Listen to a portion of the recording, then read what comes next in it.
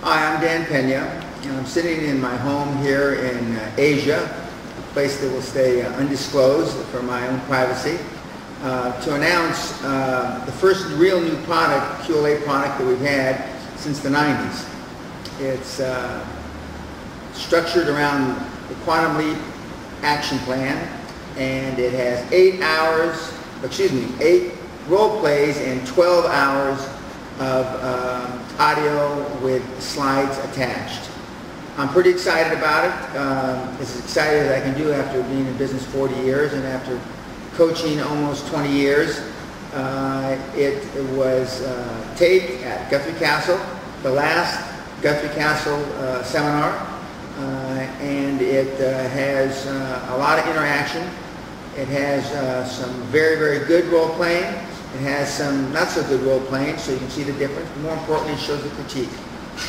This is your opportunity. If you ever wanted to know how you can take whatever your dream is, whatever your idea is, whatever your notion is, and turn it into reality with no money in this marketplace, whether you're in the UK, you're in Korea, you're in South Africa, or you're in Jacksonville, Florida, you need to listen to these audios and look at the slides. We have made it easy. It's downloadable from the site. We have made it relatively inexpensive at $177. We have made it over the last almost 6 months. It's taken quite a long time to put all this together. It was a lot more difficult than I ever thought it was going to be. My webmaster, who is holding this video, Charles, did a great job, but there's countless hours in this. The cutting, the editing, the pasting, the deciding what was important, what was not important. But to distill it down to 12 hours was pretty miraculous. Our next Castle seminar is in May, in about 3 months from this tape. I hope to see some of you there. I know we're already not fully booked, but almost fully booked. And I never get tired of giving the seminar. I never get tired of talking about the QLA. But more importantly, it's really important for you to understand that no matter what the economy is, we have people following this methodology, same as I did with no money. I started with $820 in finding dream teams, finding finance for their dream. So if that's what you want out of life, and you want a different perspective, you want more opportunities and more choices for you and your family, move forward, take action, and get this tape, buy this audio and slide presentation. Thank you very much. I look forward to seeing you, and I look forward to your comments. Okay, good morning. Today's Wednesday, the 27th of October, a few days from Halloween. Today we're going to start the action plan, and we'll start with growth. But Mikey had a question. Mikey, again. Mr. Pena, how long do you believe that it would actually take to make that quantum leap, even if you do completely understand the methodology, or if you do believe that you understand the methodology? The quickest that it's ever been done is by me when I decided in spring, March-ish of 1984,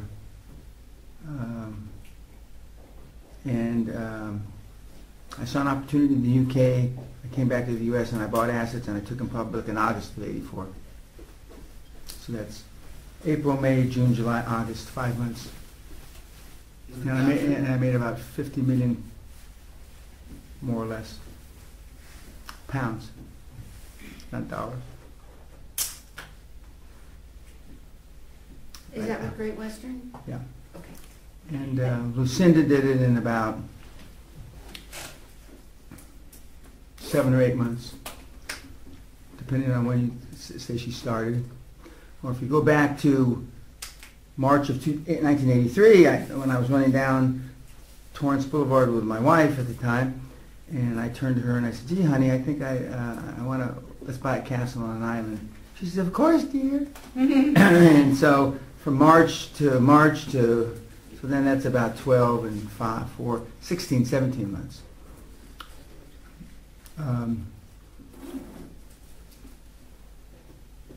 It's not, well, I won't say it's not that hard because it is hard.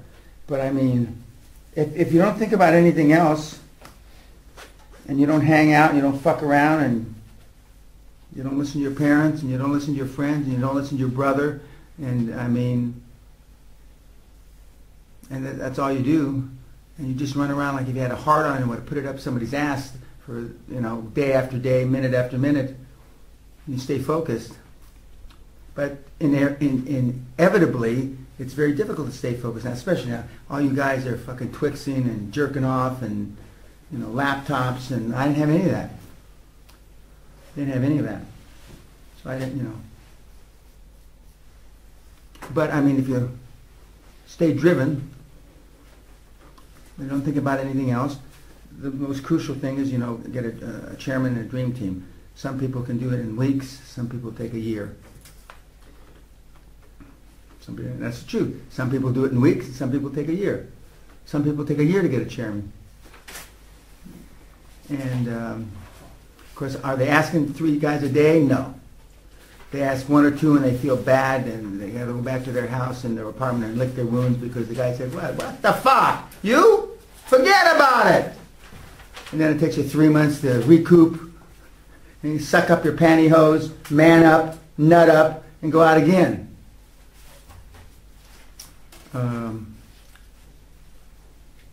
The most important, for the lay person like you guys, the most important person, if you want to do this, and you can do a quantum leap without anything. I'm not trying to tell you can't. It's infinitely harder, and the probabilities of you failing are astronomical. Because you're selling off a track record of 0. And nobody wants to be the first guy that you lose their money. Nobody. Even a fucking idiot doesn't want to be the first guy. That's why, oh, you got Brad Pitt in the movie? Hey, you know? Or you got Scorsese going to direct it? But that ain't going to happen. That's not going to be, you know, the probabilities of that happening aren't that great. They're not impossible, because nothing's impossible, because I like to tell the story of Sylvester Stallone and Rocky. He wanted to write it, produce it, direct it, and star in it, if I remember correctly. And he wrote the script, and he made 250, 300 presentations. Everybody in town meaning Hollywood, that area, in California, told him, fuck off. Plus he talked funny, he had a kind of a lisp because he had something wrong with his lip, and he, fuck off. Plus he started as a porn star. Okay, that wasn't so bad, but you know, I guess he wasn't such a great porn star. And so he was reading for a part on a movie, and I don't know what the movie was. And the guy sitting at the table will listen to him and say, okay, we'll get a hold of you. That means fuck off. We'll get a hold of you, fuck off. So he's walking out the door. A lot of these things, the guys are walking out the door. They're out the fucking door. He's out the door like this, about halfway out, and he says, and he pulls, hey, I had something in my pocket. By the way, are you interested in a good script? And the rest is history. Then it took him 2 or 3 years because nobody wanted him to direct it, nobody wanted him to produce it, and they sure as fuck didn't want him to star in it. But they liked the storyline. And so he held out and he said, and he finally, you know, starred in the movie, and then the rest is history.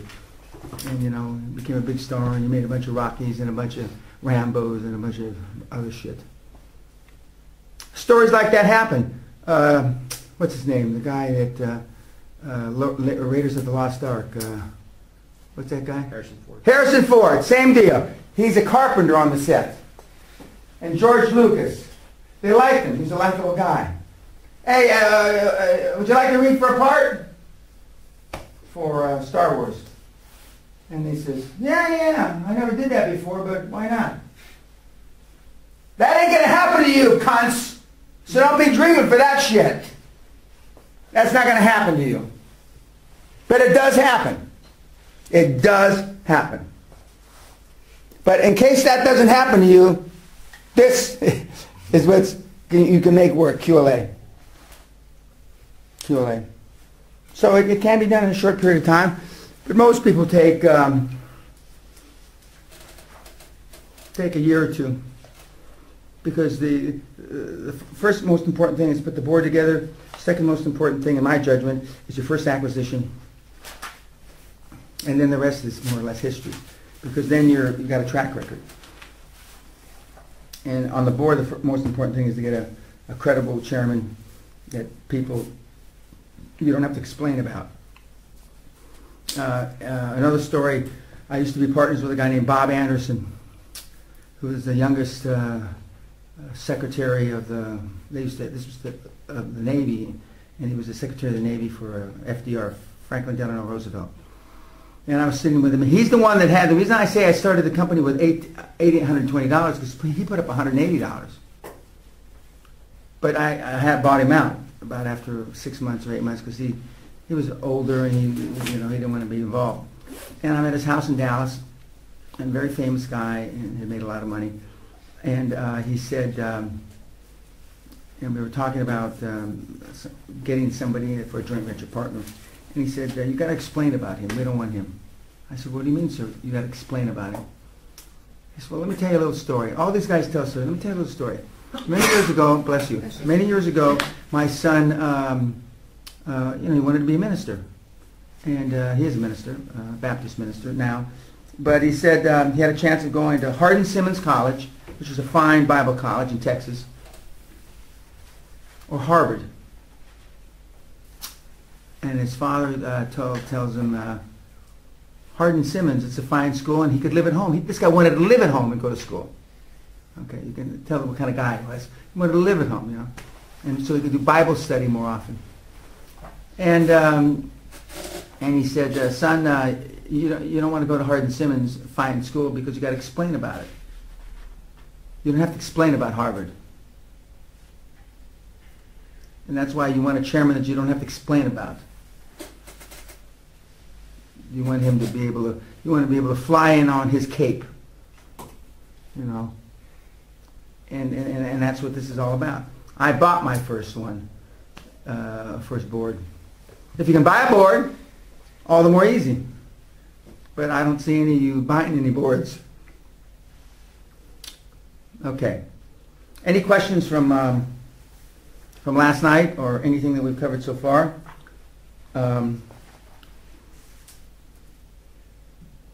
Before we go into the action plan, I reread everybody's goals and affirmations again, and I read Benedict's, who came in late, and I want to cover three things that are really important. I didn't gloss over them. I pounded them pretty hard, but I'm going to pound them again after I look at these again in the light of a new day this morning. And even though we didn't have to start early, I was up early. I was running around the castle in my Superman pajamas. I don't think any of you saw me, but I was running around the castle in my Superman pajamas this morning. And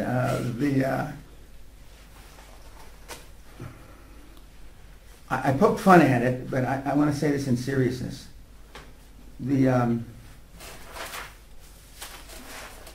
For the people that have had some success and have made some money, and you know who you are in the room, on the one hand, on the one end of the continuum, Doris has been in the business for 500 years, and for the other end of the continuum, let's say Dave, who hasn't been in the business that long, it can be easily argued that you've made your money one by, remember how Richard Goldsmith said, trial and error, time, and it kills you. I mean, Doris has been in the business long enough to know the business and make all the mistakes there ever were to make. Whereas Dave, it can be argued easily that he's made his money more or less by accident. And people that make their money by accident are normally separated from their money. Now he's trying and he wants to know tips and how do you do this, and there's a book to read, etc., etc. But the fact that neither one of you really have demonstrated a will to be around other high-performance persons means that sooner or later, the odds are that somebody's going to separate you from your money. Because basically you just you don't deal with anybody except the idiots in your company. And you've already experienced in the last 2 years, and which didn't have to happen, but did happen. And when you say that you've got a great accountant who's been there forever, and you've got, you know, if these people have been there forever, then they should have, maybe they did, should have stopped you from doing some of the things that you did. And you haven't had anybody forever, and you got a cheating accountant and a this and a that and the other thing. And again, I would be highly surprised if they're not stealing from you. So you're setting yourself up for failure, or you set yourself up for failure, and you had some trouble, and you already know that, so you're making some changes, and you're setting yourself up for failure. Now, I don't know Marcus's background as well, other than it's from a brief conversation we had yesterday. I mean, he's not sure that he's pretty sure he's in the wrong business to make big money. And these decisions and these insights should be almost instantaneous to you guys. And if they're not instantaneous to you guys, you're fucking brain dead. And as I said, and Robert tried to make it sound better at lunch or dinner, I forget when it was, that the reason why not everybody is successful as they can be after they come through the seminar is because you have to admit to yourself that you fucked up a long time. Now, Robert smoothed it up. I said, but you learned something, yada, yada, yada. But that's his personality. That's not mine. You fucked up. You know, because you're so young, virtually all of you, it's not like you've wasted 20 years. So, but it's really important. I can't emphasize it enough that if you don't start dealing with, like immediately, people that are smarter than you, that are more canny than you, that are more successful than you, you're fucked. You're fucked long term. Short term and intermediate term. But for sure long term. And as Richard DeVos said, the founder of Amway, you hang around with poor people, and I'm not trying to demean people that don't have money, because money's not everything. You know, maybe they got happiness. But you hang around with those people 25 years from now, 20 years from now, and Doris and I can relate, because she's going to look back 20 years and know what she was doing, and you wonder what happened to the 20 years, and what happened to those faint dreams that are now faint because you're now 45, 50 years old, and they're faint. What happened to them? They never happened. And family is great, and I wish that I had been nicer to my mother, who died here at the castle, but I wasn't. So that's one of the regrets I have. But I don't lose any fucking sleep over it. And it's not that great to be in a family business. I told you I've only seen one family business succeed in all these years. And so you got to make some choices. And I'm stealing some of my thunder from the last day. But I went through these again, and I read the goals and aspirations, and I thought, should we just do the exercise again? Or should I tell them and fuck the exercise and not waste time? So I decided to tell you and not waste fucking time. Because your goals and aspirations probably wouldn't be much different than these that you just wrote. And a month from now, when we have our conference call, or a month from when we end, or about 4 or 5 weeks, and I ask you, you know, who you've been seeing, I'm hoping to hear, for your sakes, I'm praying to hear, not the same fucking idiots, or nobody. Because then you wasted your money here. You just pissed it down a rat hole. Better you go to, you know, Munich and get hookers and have a good weekend. Or, you know, you can do it right in Reno. You don't even have to go anyplace. You know, this experience is invaluable. Well, I know it's invaluable, but whether you do something with it going forward, that's the test. A lot of people, everybody says it's invaluable, but it's a test going forward. And so I wanted to make that strong statement about the kind of people that you're dealing with. Second thing is, when I read the obituaries, and the obituaries are always hard to write, I chuckled through a couple of them. I already chuckled already. The father and the great husband that Mikey's going to be. Well, I mean, only the Lord knows. It's a nice aspiration, but in the businesses he's in, tough. Very, very tough. Because all the flesh is for sale, basically. Some of the obituaries were very long. Some were short, succinct, and to the point.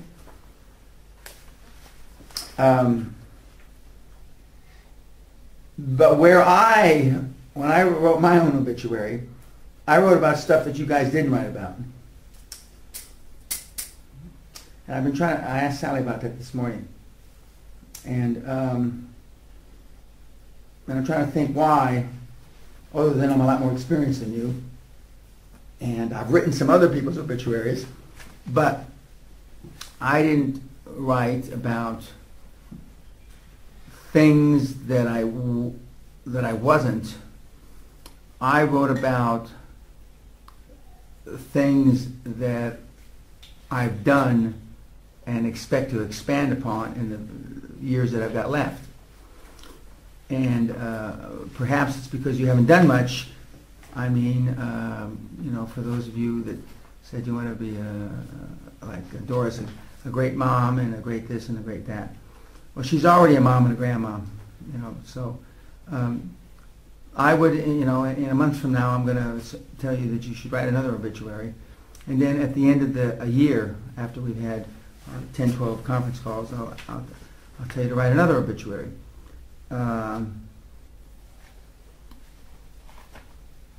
It's easy to see from my perspective, from a coaching's perspective, that you need to work on feeling better about yourselves as human beings.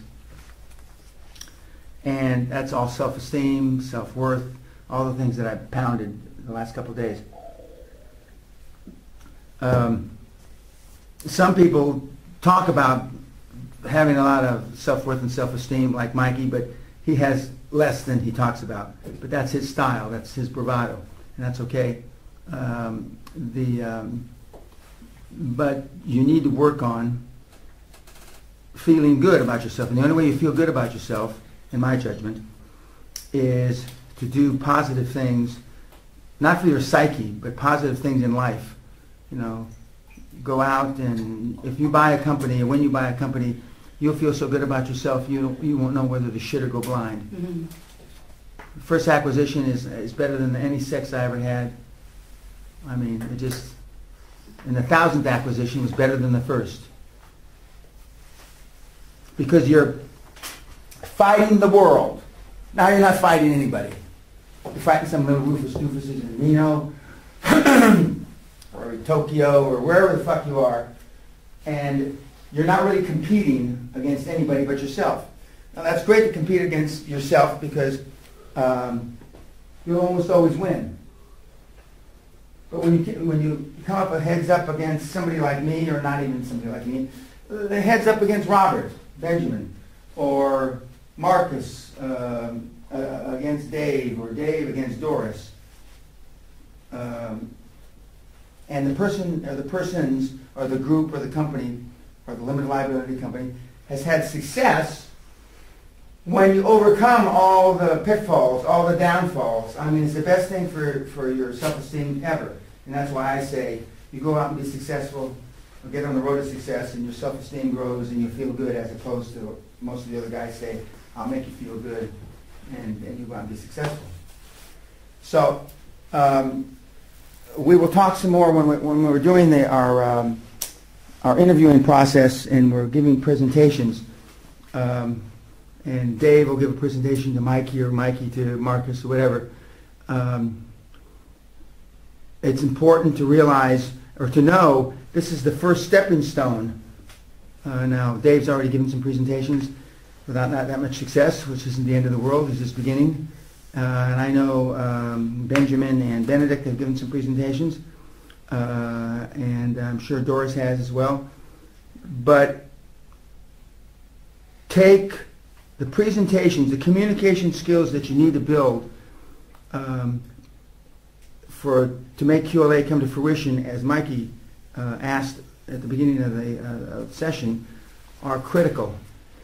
And none of us want to practice. We're all lazy. You know, if I practiced 50 hours before this week started, how many hours should you practice? So when you're thinking of that and you're working on presentations or whatever you're working on, you know, the question, what would Dan do?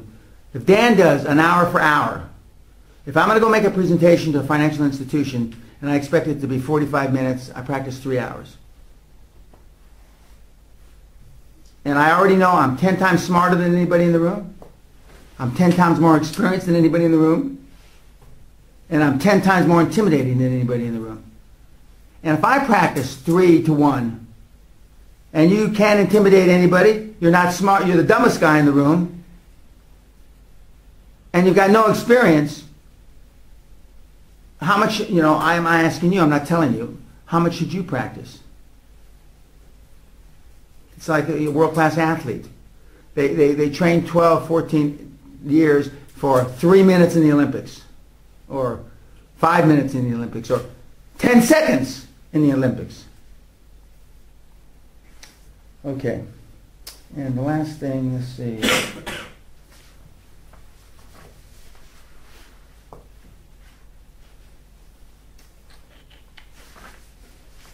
See if I covered everything. Yeah, I think I covered everything. Okay. Can I ask you a question? Sure. You had said in prior seminars I've been to that the way to hang around with people that are successful and so forth is like join a club, which I did for That's one way, yeah. Gene and I did this year. It's called the Citrus Club, and that's where all the business people go, and it's been there forever. It's one of the most prestigious downtown Orlando. But the people just go there and hang out and cocktails and that and this and that and the other. I don't see.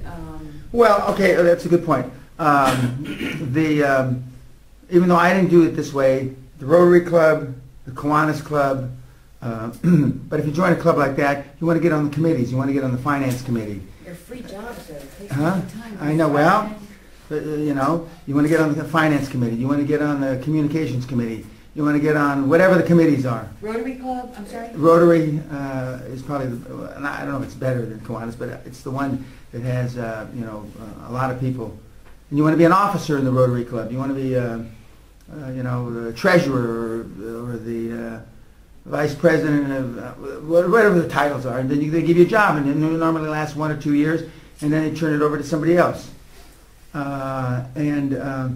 For the young people, that'll really be a big deal, because young people don't do that. They just don't. Rufus Doofus Bogdan joined the Rotary Club in Manila, and it's you know, and the former president of the Rotary Club is a good friend of mine in Manila, Ken Butt, who's a developer. But just joining the club isn't going to do shit. You just, you know, waste time, and you might meet some nice people, but thank you.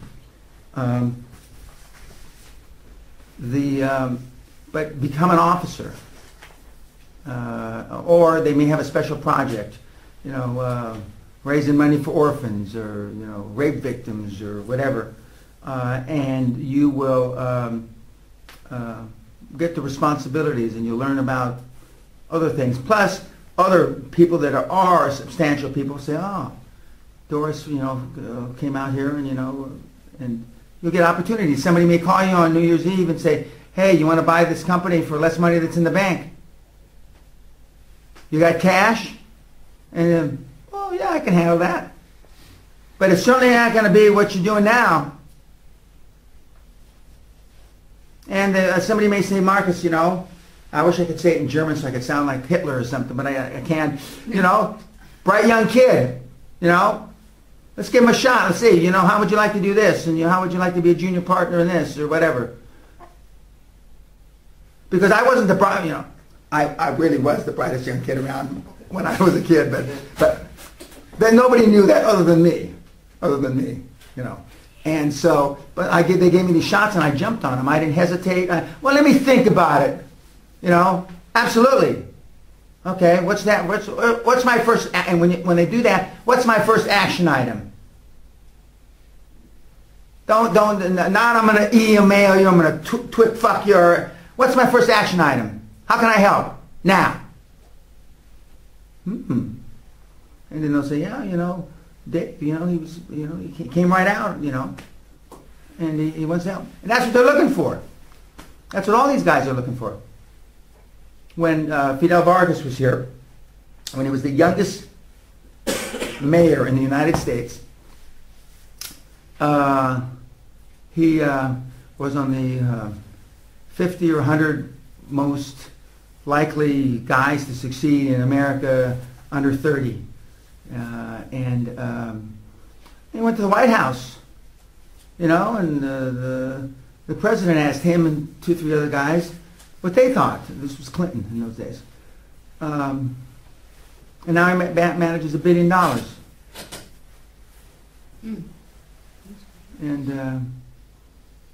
And Fidel, if you listen to this, those kids are lazy, not like him. He says, I got to send my oldest son to the seminar. I said, fine, let him come. It's for free.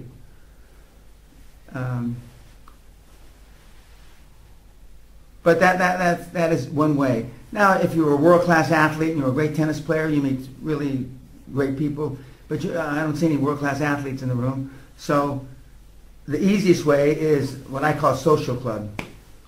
And you'll meet some fantastic people. The guys are all young enough to join YPO. If you had a company and you had employees and, I forget what the cutoff is, you got to have at least 100 employees and do at least 25 million in revenue, I think. YPO is a great organization. There's other great organizations, young entrepreneurs. I'm not as familiar with that. I think it's developed in the last 10 or 15 years. And there's a number of them. But you're not joining them for a social outing.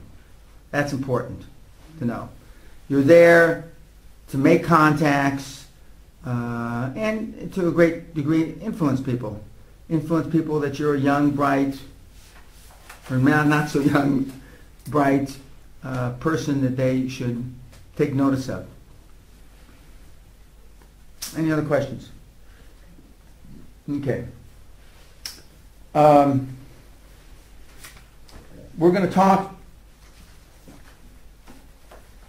when we're talking about deals about this offer that I got yesterday that they want to do in front of you guys, but I'm not going to do it in front of you guys. But I'm going to show you the offer so you can see it, so you can understand. Now, I'm not saying this is a great structure. I'm not saying it's a bad structure, but it's an often used structure, which would take you 5 years to figure out reading books, if ever. Because this is an offer based on 100 transaction history. So they figured this out from sweat and toil. We'll talk about that later. Okay, growth. Nobody in this room is in the position to go public now, but the decision that you're going to make someday, sooner than later, is whether you're going to stay in the private sector or the public sector. There's huge benefits of the public sector, and there's some downsides of the public sector. The public sector is they can throw you out on your fucking ass. And right now, there's nobody in this room, and I'm saying this as respectful as I can, that could qualify to be an officer in a public company. None. Zero. Okay. And there's two ways of raising money in the public sector and the private sector. Everybody thinks about going public, IPO, or in this country and in Europe they call it a flotation.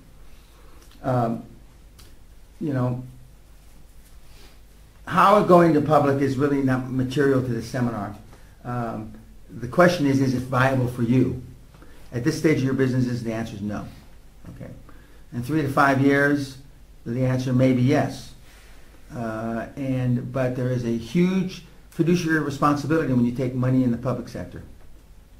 And with all the laws and all the people that have stolen and Madoff and Enron and everybody and his dog, I mean, the constraints are extremely, extremely tight now. But it's still possible.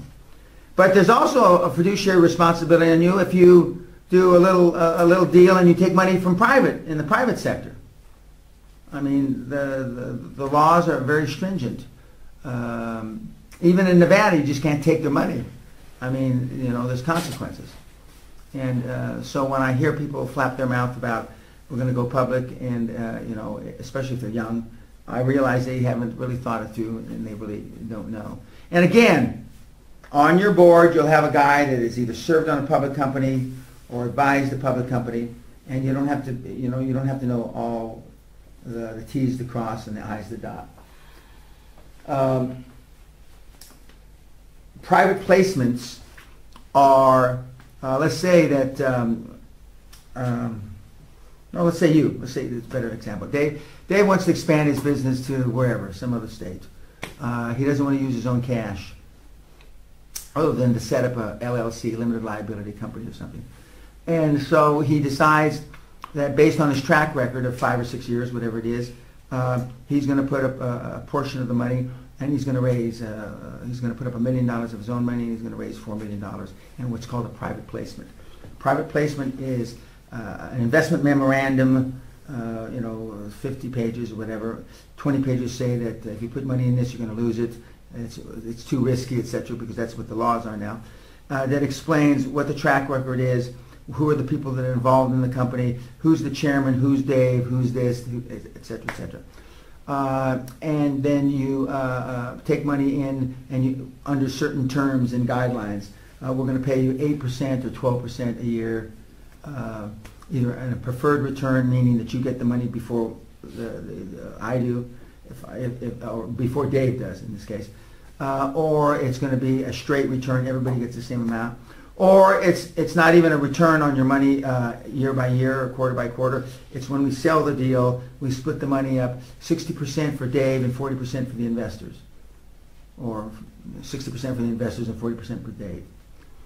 And the lawyers put it together, and the accountants, etc., and it costs, you know, probably 25 grand to put a private placement together today. Infinitely cheaper than a public offering. One of the reasons that I went to Europe and the UK to do my public offering is nobody was interested in a little, $20 million deal in the US back in those days. And in the UK, it was still enough to gain people's attention. Do you need a financial advisor? Do you need securities lawyers? You need financial advisor and securities lawyers for sure if you're going to do in the public arena. If you're going to do a private placement, you need a securities lawyer, but you don't necessarily need a financial advisor. Investment bankers, merchant bankers, stockbrokers, UBS, which is a big company, which is in Switzerland, United Bank of Switzerland, ABC Securities is in a company that's just an acronym. And for the private placement, you don't need investment bankers. For the private placement, you don't need merchant bankers. And the difference between an investment banker and a merchant banker puts his own capital in. He puts money at risk. In the old days, all the investment banks were merchant banks, and they all put their money. But now they figured out, why risk our money? Let's go get money from Doris Doofus here to put money in, sell her a load of shit, and she'll put the money in. And we'll take a fee. Because most of the investment community are, not most, all the investment community are fee-driven. They're only interested in fees. That doesn't mean that they go out of their way to put you in a bad deal. But in my humble opinion, they're not as stringent as they should be. Yes? Dan, I don't remember how long ago it was, in the last few years or a couple of years, whenever I went to see, I looked up and found the best attorney that handles in Orlando, Florida, taking public companies public. And he basically said to me that, you know, it's not happening today. You know, he basically said that it's just a waste of money and this and that and the other. So, you know. Well, the IPO market for small things has dried up. I mean, it's dried up. 6-7 years ago, it was hot than a pancake pan, but now it's dried up, and now the IPO market has not done well in the last 18 months. And part of the reason it hasn't done well is because of the stock market collapse that bottomed out in March, April of 2009. So, I mean, he probably wasn't telling you something wrong, and he was giving you accurate advice. But there are little boutique slop shops, as they're called, that you know, are 1 or 5 or 10-man offices that still arrange for you to go to public, and they still put you on the pink sheets, which I'm not. It's a tertiary market. It's not very good. But don't put you on NASDAQ or the American Stock Exchange or the New York Stock Exchange, or in this country, the London Stock Exchange or AIM, which is a secondary market here. There's most of the people that are still entertaining going public are small little companies. They're going on the secondary exchanges, not the main exchanges, because their big deals aren't big enough.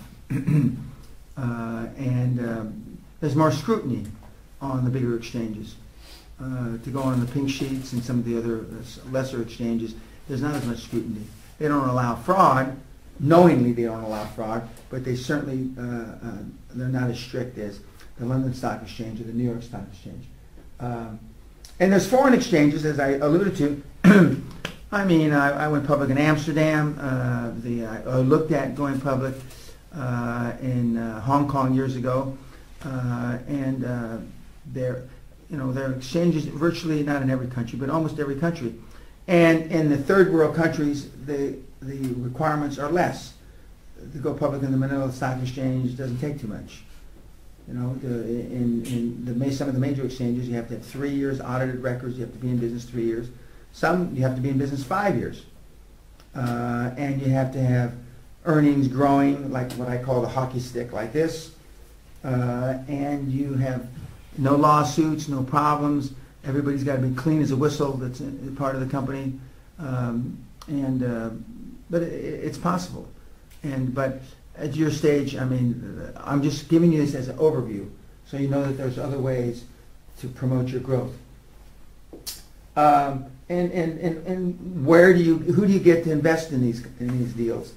Foreign financial institutions, foreign banks, insurance companies, pension funds, and then of course investors and individual shareholders.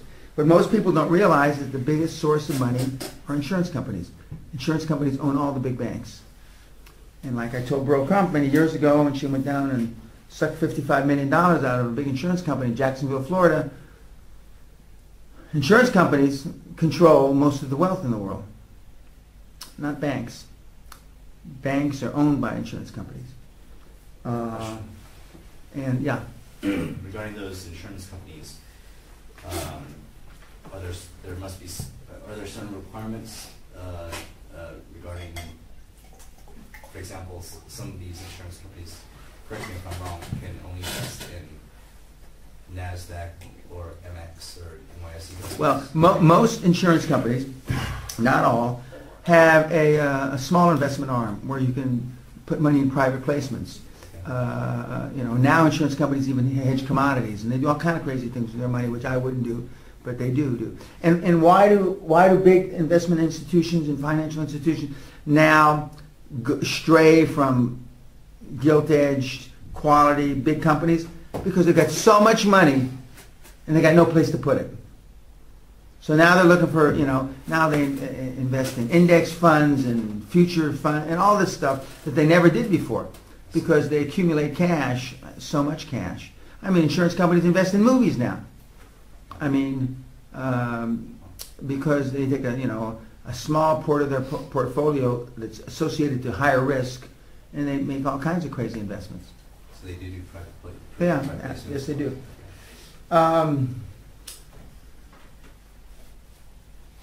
But I mean, the guys that are in America, you don't have to go out of America. I mean, there's plenty of money in the United States, and for the guys the one guy that's in Europe, I mean, there's plenty of money in Germany.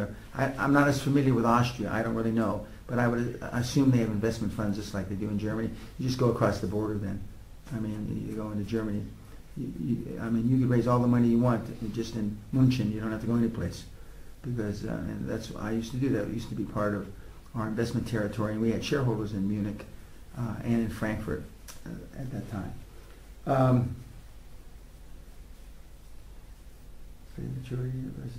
Now, it's crucially important for those of you that are control freaks. You might as well forget going public. Don't worry about it. You can just kind of shut off your brain right now, because being a minority shareholder, owning 5 or 10 or even 49% of a private company means nothing, unless they pay dividends. If they pay dividends, then you get your pro rata share of the money. But if they don't pay dividends, it's like kissing your sister. It means nothing. Nothing. And that's why when I get involved as a minority shareholder, I want to feel pretty comfortable that there's going to be a fucking exit. Because I would want to be a minority shareholder with the Russian mafia over here, like I need AIDS. Better I have AIDS than being a minority shareholder in his company. So unless I know, and sometimes by written agreement, I know we're going to fucking exit this hog, I'm not interested. I'm not interested. Because a minority shareholder, you can kick him, spit on him, just like a wife, and do all kind of shit. A wife in Manila, kick him, spit on him, rape him, you know, make the dog have sex with him. You can do anything. And it doesn't mean shit. So minority shareholding is, you know, when Microsoft put $250 million for 2 or 3% of Zuckerfucker, they know Zuckerfucker's going to go public, because that's the only way he's going to get super rich. But to have 2 or 3% of somebody's company is, why? Why? Why? And a lot of people, while they say they want to exit, they really don't want to exit. Some are just going to drop dead at the helm, you know, just to fall over in their in basket, clutching their chest. This is the big one! This is the big one! With all her cash. Better the cash than put it someplace else. So better she falls over in her in basket with a bunch of cash. So and this deal we're going to talk about after lunch, you know, so I have, you know, 20-30% of the company, but unless we're going to exit, I mean, I need 20-30% of these doofuses like I need AIDS. So, the dark side of equity financing. The dark side of equity financing is you can lose your business. You can lose your business. Well, let's say Marcus takes in 3 million euro to do such and such, and if anybody puts in 3 million euros, we're going to have to sign like, well, we got to exit in 5 years, or you leave, or all kinds of constraints, and even though the partnership or the investment opportunity starts with the best of intentions, you know, shit happens. And then they're stuck, and then, you know, Marcus, you lied to us, you did this, you did that. And this often happens between brothers, fathers, sisters, everybody. Because blood's thicker than water, or money's thicker than both. That's an old Russian saying. Blood's thicker than water. How do you say that in Russian? I don't think it exists, but... No. Blood's thicker than water. Blood's thicker than water. Like translated in Russian? Yeah. Кровь толще воды, деньги. How's it go there? Blood's thicker than water, money's thicker than both. Деньги еще много. How do you say it in German? Blut ist dicker als Wasser, aber Geld ist dicker als beides. Hi Hitler! Yeah. Okay, so just remember, when you start taking people's money, you have responsibilities. And now the constraints with taking people's money are even greater. Because, I mean, lawyers and accountants are even more, not more savvy, they've always been savvy, but they're more prone to make sure that they're protecting the shareholders' rights, which they should, but they're also protecting the shareholders' rights because they want to cover their own butt. You know, the very best lawyers really care about the shareholders, but in my judgment, a lot of lawyers don't care about the shareholders. But I mean, the lawyers would argue with me about that. This is about a year old, but I couldn't find a new updated one. But it's 2008. These are the countries where the GDP, gross domestic product, are the greatest in the world. The European Union, then the United States, Japan, China, Germany, France, UK, Italy, Russia, Spain. And this is also where they have the most investment dollars. So, I mean, everybody in this room is either from one European Union. Austria's in the European Union? Yeah. Or the United States. No matter how bad the economy is, and no matter, just because the IPO market is crap, there are people funding deals, just like we'll talk about this group here, every day. Every day. But in this particular case, they have a guy who's a mentee of mine. He raises money 24/7, 365. That's all he does. He's glued to the phone, or he's glued to meetings, and that's all he does, literally. And when we talk about your individual company, in my judgment, a founder, leader, CEO should spend 95% of their time doing two things: looking for deals and looking for money. That's it, nothing else. And you should have a chief operating officer, a chief financial officer, and depending on your industry, a chief technology officer, a chief information officer running the business, and not you. A smaller business is a general manager running the business, and not you. If you want to grow, if you're just there to suck the company dry and not have it worth anything, and just falling over in your in basket 20 years from now, as opposed to Doris maybe 3 years from now, then you don't have to do that. But I assume, I give you the benefit of the doubt, anybody that comes to the seminar is interested in growing their business. Otherwise, it wouldn't be. Another list: the World Bank, same data, similar. They say that the United States is bigger than the Eurozone. I would rather doubt that, but that's what they say. But they also say Japan, China, and they list them down to the top 10. But it's interesting that you see that on both lists, you don't see India. In my humble opinion, and when I say I'm humble opinion, I say there's nothing humble about my opinion, but in my humble opinion, the reason it doesn't say anything about India is because the lack of infrastructure in India, and they just had a deal this morning on CNN that said that it listed the most corrupt countries in the world, and separately from the ones that had the most graft, which I thought was interesting, because the most corrupt countries aren't necessarily the ones with the most graft. I would have thought they were synonymous, but they're not. But for a major economy, Russia is the most corrupt economy in the world, Russia. But it doesn't lead in graft. Pakistan, 78% of the people that did business in 2009 all participated either taking graft or paying graft, 78%. I believe it's probably 98%, but they say it's only 78%. Other countries that I've done business in, like in Yemen, is in the top 5. And it was interesting that a number of the countries that I've been in business with are in the top 10 for graft. But Russia leads the pack for an economy. And that's a big economy. And they're talking about the old big Russia. This is just a schematic of the world and how it's interesting to see that the world broken down. Now, okay. When we talk about finance, again, remember, like in the movie Pleasantville, most of what you've learned today is bullshit, not true. Or was true 30 years ago or 20 years ago. It's like the book Men Are From Mars and Women Are From Venus.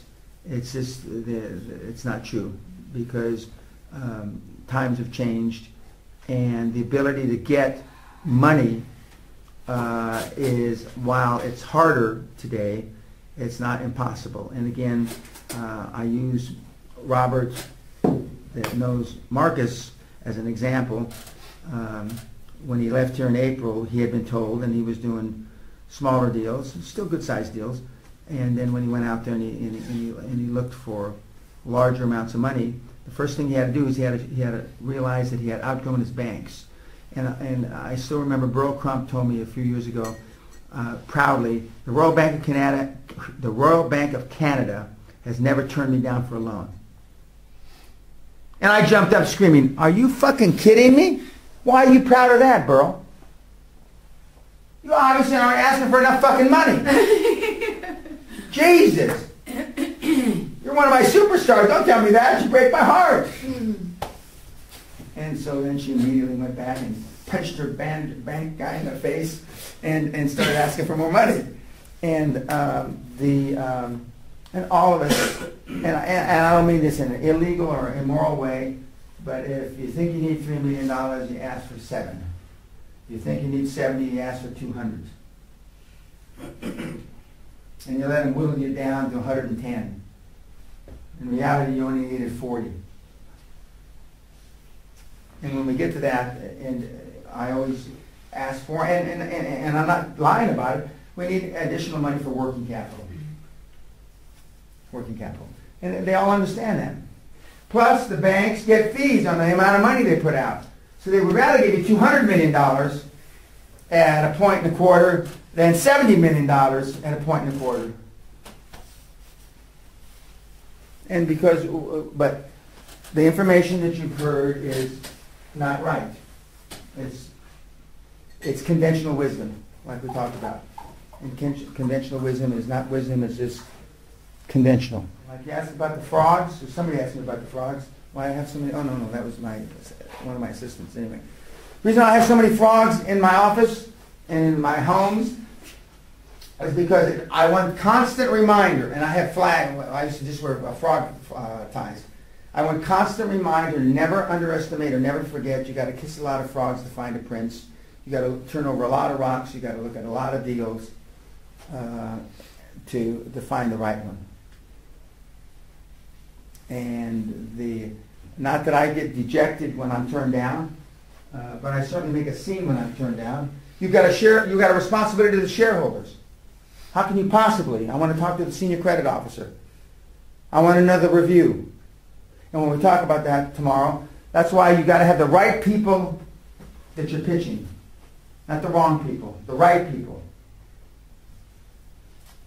And, are you, how many people on your credit committee? 3. Well, where's the other 2 doofuses? Well, well, I'll come back, we'll reschedule, I'll come back and I'll give it to you when you're all there. Well, he's on holiday, he's on paternity leave. We're going to talk about the rules of the game, guarantees, all questions will be answered, and every doofus project can be funded, period. Need 2 volunteers, but we're going to have 2 volunteers now. I need 2 volunteers. Okay, Mikey and Doris. Okay. Mikey, this is the scenario. Mikey's got the next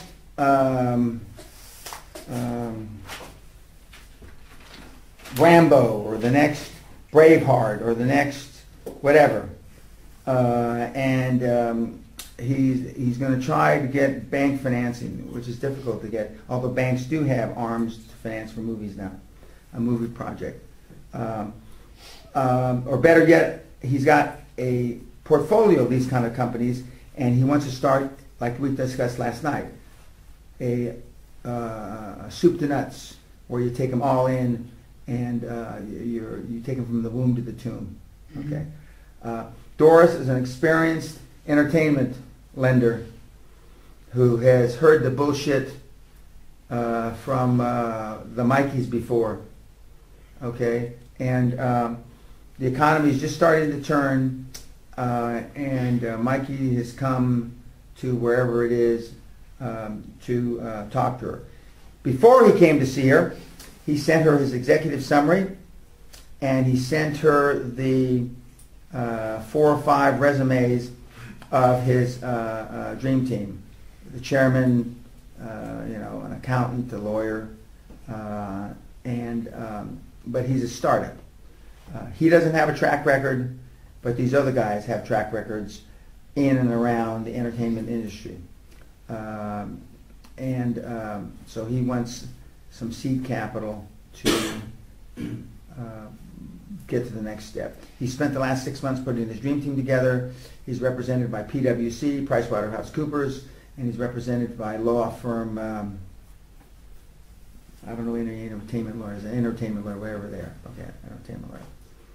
And he's in there, he's assuming that she got all the materials, and only an executive summary, not a business plan. I don't know if I'm qualified to be the one as far as the lenders on this one, because I'm not to that degree as far as the objections that, you know, I would have to raise. So Okay, maybe somebody else. Okay, anybody else want to, okay, Benjamin? You're the banker. Yeah. You certainly heard rejections from banks before, so that's good. Okay, any questions before we get started? Okay, wait a minute. Is that the coffee tea I hear? Probably, Yeah. yeah. Okay, well, we're going to break 30. to give you some time to get tense. Okay, we'll break. Take a break. Okay. Dave asked a good question at the break. Would you please repeat it, Dave? Sure. When we're assembling a dream team, when we're thinking about bringing somebody on board who's more reputable, when that banker is flying in for that meeting and he's taking a look at your dream team for the first time, do they ask about relationship of the reputable members and less reputable members, and what kind of questions they may ask, and kind of what to be prepared for? Oh, yeah, they do. Or you flying to see the banker. I mean, not necessarily them flying to see you. Yeah, one, the answer to the question is yes. Two, they before you meet with them, you've sent them an executive summary. You send them the resumes of the dream team. You send them who your accountants are, who your lawyers are. The bank may have called the lawyer, or somebody at the bank may have called the lawyer and said, you know, what is this with these guys? You know, how long have you represented them? And they'll say, we just started representing them. But we represented Pena 15 years ago in a public offering. They call the accountants. They call the accountants the same thing. But before they do that, they Google everybody. Now, in the old days, they would Lexis everybody, which is a service that you pay for that costs about. It used to cost $15,000 a year. I think it costs about $20,000 or $30,000 a year, which is an investigatory service that you know, searches back about the individuals. So they'll Google everybody and see if there's anything negative. Some financial institutions will want the negative things answered first before they come out. Some will wait. The more senior guys will wait and say, "Oh, I want to meet these guys." You know, I read something bad about Pena, because everything in the Google, not almost everything's good about me, but there's a couple things that aren't so good about me. And so, and the stuff about me being litigious normally makes people a little nervous. But and as I point out, I've never sued a bank, so that makes them all feel better, a financial institution. And then they'll come out and they'll say, "Oh, you know, Marcus, how did you meet Dave?" And Marcus will tell them the truth. You met him at a seminar. I wouldn't say that, you know, if it was true, I wouldn't say I met him at a Tony Robbins deal or any of the touchy-feely stuff. But I met him at a financial seminar. And Mr. Pena, how did you, you know, I was there. How did you meet Dave? Well, he came to my seminar that I gave at my home in Scotland. Oh, we read about those. You know, what kind of people go there? And I said, well, it'd be a banker's paradise, because you could charge all kinds of fees and they don't know any better. You know, and I try to make a joke of it. They say, well, why is it, especially when I'm there, why is it that you feel so strongly about Mikey's deal? That's Mikey. Or Doris's deal. And with Mikey and Doris, I give different answers. Doris, I'd say, she's been successful at it 25, 30 plus years. We've known each other a few years. I mean, she became aware of me 15 years ago. It's now time that I'm in a position where I can really help her. So I've come on as chairman, et cetera, et cetera. Mikey, you know, he's known about me 5, 6 years. And he's in a position now where I think same kind of answer. I can help him, and I can and I would tell the bankers I could maybe tame him down a little, because that's what they're going to want to hear, especially if he starts yelling at him. what they don't know is I was just like him when I was young, but I don't bring that up. And let's say it was you, I'd say, I felt I can add value. I'm in the country once a quarter. I can swing through Florida to see Doris and swing through Nevada to see you. We'd have to get you out of Reno sooner than later, but and they, because I do that all the time. In the old days when I was on a lot of boards, which I'm not anymore, I'm only on a few because I take time off now. I never used to do that. I used to be on 57 boards, 5-7. I was always on a plane. Maybe this is why my wife left me. I was always on a plane. I was always at a board meeting. I used to go Frankfurt, München, Amsterdam, Bremen, Rome, Madrid, London, Edinburgh, Reykjavik, back to London, across to New York, down the East Coast. I was forever on a goddamn plane. Yeah, so they will ask. You can be assured they'll ask. Are you related? They want to make sure that I'm not there because I'm your third uncle. Because all the board members have their reputation at stake. And they want to know that you're there for a legitimate business reason. And more importantly, Dave, what they want to hear is that you believe in the deal. You believe in the deal. And you believe in the deal and you believe in the person. I was on a deal where a German kid was trying to consolidate where you buy bushes and plants and roses. Nursery. We're consolidating nurseries. Nurseries, extremely fragmented business. This was 10 years ago, and but I didn't know anything about nurseries, nothing. And so they, how are you going to bring value? And the Germans ask hard questions. They don't fuck around. They're not there to be my friend.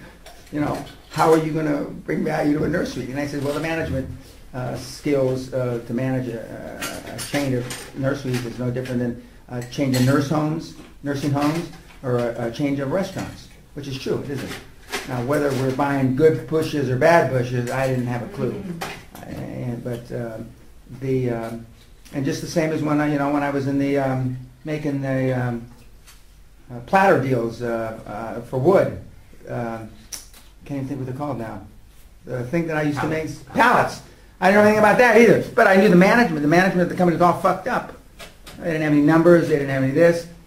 And so they do ask, but they ask because they want to feel comfortable with the idea that these senior guys, or me in particular, is happy with the deal and happy with the person. And what I tell everybody, and I mean it from the bottom of my heart, no matter what happens, I'll do everything humanly possible to make this deal good. And that's what they want to hear. Because can Dave or Marcus or Mikey make it good? Maybe. Can I make it good? Yeah. And in some cases, like Whipple will attest to, with Lucinda, when Lucinda went sideways and all blew up, he and I moved to Phoenix because I felt it incumbent upon me to try to save everybody's money. I funded it for almost 2 years out of my own pocket because I felt bad because people invested because of me, but we couldn't save it. It was too late, and so we closed it up as best we could. We gave some properties back to the bank. We gave some properties to the investors, and I actually in one little mobile home park we had in Kansas, I can't remember if Bruce went up there to give him his property back because we just couldn't. I said I'm not going to fund it forever. I'll fund it a while, but I'm not going to fund it forever. And we also gave the employees time to find other jobs. So they do ask. Okay, did I answer your question? Yes, if I may follow up. And so if it fails, what happens then? If the business fails? If the business fails, a number of things fail. If the business fails, the bank will look to whoever signed the documents. If you guarantee it, I don't guarantee any debt, so I'm not going to, they will, normally the founders, they expect the founders to guarantee debt, not me. When we talk about debt, I'll give you my opinion about that later. the shares of the company that fails are worth nothing. I mean, if you unfortunately have to give the company back to the bank, or we liquidate the company, or we put the company into one of the two, either Chapter 7 or Chapter 11. Chapter 1 is total liquidation and one's reorganization. Depending on the circumstance, I mean, Bruce and I have stayed around, as I just give the example, for almost 2 years, and try to resurrect it, to leave the field of battle with honor, you know, so to speak, after we had raised all that money. In other cases, I mean, we're not that far along, because let's say, you know, we've had, you know, the founder gets cancer, the founder's wife dies, and he just wants to retire. He doesn't want to have anything to do with business, or the founder's son's daughter gets sick, and he wants to spend the last few months or years with his grandchild, and he just walks away from the business. If we can find a buyer for it, we do. If sometimes we've sold the assets back to the employees. You know, Dave is once out. He's going back to Mother Russia, and he says, we do an ESOP, which is a plan where the employees buy the assets from the founder. There's a lot of different ways. We don't walk away and leave everybody in the dirt. We have founders that have walked away and just left everybody fucked up. Absolutely. They just go, like Pontius Pilate did to Christ, and they walk out the door. And they said, Dan, you don't have to stay here. I said, well, I feel obligated. A lot of these people came to work for us because of me. What would you say is the ratio overall with people of companies that you were chairman of that failed versus the ones that succeeded? 95-5. 95-5. And in those 5%, it's always the founder did something stupid. Because as a minority shareholder, Dave, I can't make anybody do anything. You can't keep putting, $350,000 a month in your pocket. We got to pay taxes. I don't care what your little phony bookkeeper says, for an example. Okay? And Robert and I have known a couple of phony bookkeepers in our time. Normally illegal aliens. And illegal being illegal now is a big deal. Oh my God. Yeah, I mean now, these people running for Congress and Senate and Governor, how you could possibly have, if you're the president, you're CEO of Hewlett Packard, I think that's the one that had an illegal. Meg Whitman. eBay. Yeah. How? What can you possibly be thinking? You're the CEO of a big company like that, obviously smart as anything, because people make mistakes. And now we overlook, we tend to overlook the not so obvious. I don't overlook the not so obvious. I don't. And that's because I've been around a million years and I've been involved in thousands of things. And even though I know Benedict may tell me this is what's going to happen, and I know Benedict doesn't really have any control over anything. That's his best intention. That's great. Or Marcus tells me that's his best intention. And having done a lot of business, and I'm just attaching you to Bavaria for right now, and having done a lot of business in Bavaria, and been in a lot of guest houses, and had a lot of schnitzel, and a lot of fucking beer, and schnapps, best intentions are what the road to hell's paved with. The road to hell. And, and I'm going to, start working with Doris, and I'm looking forward to it. I know Florida. I know Orlando. I know her business. I know her. We'll make mistakes, but not the ones she's made in the past. I can guarantee that for sure, absolutely. But there'll be other mistakes, and I know her business. And so it's, everything's a risk. There's no guarantees. There's no guarantees. And, as Robert said his story, and Robert knows, 20 or 30 stories that we've been together, that I've been involved with, maybe more than 20, 30. And, but some people just go off the rails. I mean, they just go off the fucking rails. I don't know why they go off the rails. And I know, in my heart, it's self-sabotaging because they don't think they deserve the success. You know, they don't think they deserve the success. Why am I, you know, here doing this good stuff when I'm just a dirtbag? You know, even though some go to good schools, some go to no schools. You know, some are super, super, super smart. Some are average intelligence. Some have, you know, raped and beaten by their parents, and some had, you know, ministers for parents, and, you know, they did everything right. Some, it depends. Success is a funny thing. You know, everybody says they want it. And everybody says, I'll do whatever it takes to get it. Most won't do whatever it takes to get it. And some, when they have it, they say, fuck. You know, I'm always at work. I'm not there to see my kids. I'm not there to see my wife. You know, I think my wife's having an affair with somebody because I'm home 3 days a month. And I'm not justifying the wives that do that, but I certainly know plenty of them that do. I'm gone, 3 weeks a month, and the guy goes to, uses prostitutes while he's on the road. I'm not saying that's good either, but I know why they do it.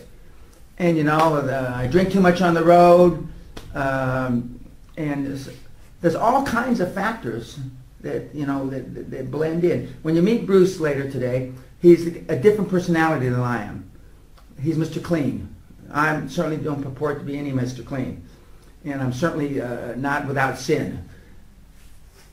He's as close to being without sin as you're going to get for a guy in his 50s that has been around. He's as close as you're going to get. Not many cleaner than him. So when we stick the Whipple on you, when you see Whipple, if I'm the chairman and a shareholder and you see Whipple walk through the door, your days are numbered. Because I don't have time to clean up the shit, and so I put the Whipple on him. I Whippleize him. How old was he when you met him? 38, 39. And I always ask, Bruce, can we get out of this with dignity? No, Dan. How much money are we going to lose? It's too early to tell. Is anything illegal? Not sure, but I think so. Fuck. I said, okay. Well, anyway, keep me in the loop and let me know. And because he's done that before, or he says, I think we can save it. I think we can, but we got to get rid of we got to retire so and so. Because some people, when they get real successful, they go berserk. They go nuts. I've seen guys in Moscow. I went to Moscow with this guy I was in business with. This guy was not a Seventh-day Adventist, not Mormon. They go to church on Saturday. Is that Seventh-day? Anyway, they go to church on Saturday, and he wouldn't fly on Saturday. He wouldn't work on Saturday. So ostensibly, we're guests of the Russian government, Moscow. This was about 97, 98. And he's the same religion. The guys, the two brothers that make the glasses, Bond or make sunglasses. Ray-Ban. Whatever those guys are, he's that religion. Okay, so I get there a couple days early. He gets there, and we're there at breakfast, and they have these short glasses. And I thought they're water, and I didn't know they were vodka. Anyway, so about a little short. So I go like this. I go, I go, what the fuck? And my two Russian partners just laugh. And so I had promised my wife that I was going to go to the Bolshoi Ballet. No matter what, I was going to go. And of course, I didn't go. And I went to a bathhouse that was turned into a restaurant. It used to be Lenin's bathhouse. Drunk and caviar all over my body and all fucked up beyond recognition. And the first couple of days, he's looking at me and says, "Oh, man, I can't do that." He used to pray every day and all that. By the 6th, 7th, or 8th day, he's shooting vodka shooters down with, also at breakfast, some of the most beautiful women in the world I ever saw in restaurants. They're hookers. They come out early. They catch you early there at the Metropole Hotel. And by the 6th, 7th, and 8th day, and he was a religious guy, a pious guy, but by the time we left, he certainly wasn't pious. And we had suites down from each other, and the doors open out in that hotel. So I'm trying to get my key in the door like this, and I finally get, and I'm pushing and yanking, and I yanked it right into my head, and knocked me out, and I fell down on the floor. And so 2 of the hookers that were walking up and down the halls come running. I don't think they were going to take my wallet. Maybe they were. And so security thought they were going to take my wallet for sure. And so they come there. There's a big scene. And so he comes in. This was in the beginning of the trip while he was still pious. And, oh, are you all right, Dan? And should I call a priest or a doctor? And no, I just got a big lump on my head. And so, but by the last couple of days of the trip, he was human. He was more than human. And so, and he basically, then we had the trouble with the Russian mafia and all that. And so, but his wife was glad to see him out of Russia. And so, you don't know how you're going to react. You really don't. The fact that you're in there with the crooks in Reno, I have a feeling I know how you'll react, but I could be wrong. I could be wrong. Everybody reacts to success differently, but almost everybody reacts to failure the same. Not that many people pick themselves back up, get knocked down, pick yourself up, got knocked down, pick yourself up, get knocked down, pick yourself up. That's great in rhetoric, and that's great in a poem. But in true life, normally people, it takes them weeks. People go through depression. I've seen people that got super successful that got depressed. Making $1 million a month. How in the fuck can you get depressed? I've seen it. I've absolutely seen it. I can see depression from when you're going $1 million a month down to nothing. Now, if I was ever going to get depressed, that'd be it. It wouldn't be because I was making $1 million a month. And some people, your families aren't looking for you to be successful. They want you to stay right where you are. Making pizzas or whatever. I've given you the role-playing outline. Okay, knock knock. This is under a few assumptions that he can make a decision without his father. He's done these deals before. Yep. And he's ready to go on naval. Correct. All right. How you doing? See you again. How are you? Excellent. How are you? Good, thank you. Thanks for coming to my office. Oh, fantastic. How can I help you? Okay, so first of all, congratulations on Paranormal. Thank you. Biggest success since ever. The marketing campaign. Brilliant. Jackass 3D. Good. You heard about Jackass 3D? Yep. Yeah. Gigantic. On the comedy end of the spectrum. That's the kind of films that we're making right now. Good. Everything exponentially cheaper, exponentially better. Okay. And right now what we're looking to do is we're looking to put together $100 million to create 40 films for next year alone. And how much money you spend on your last film? Jackass 3D? What was that? 60 million? 60 million. Yeah.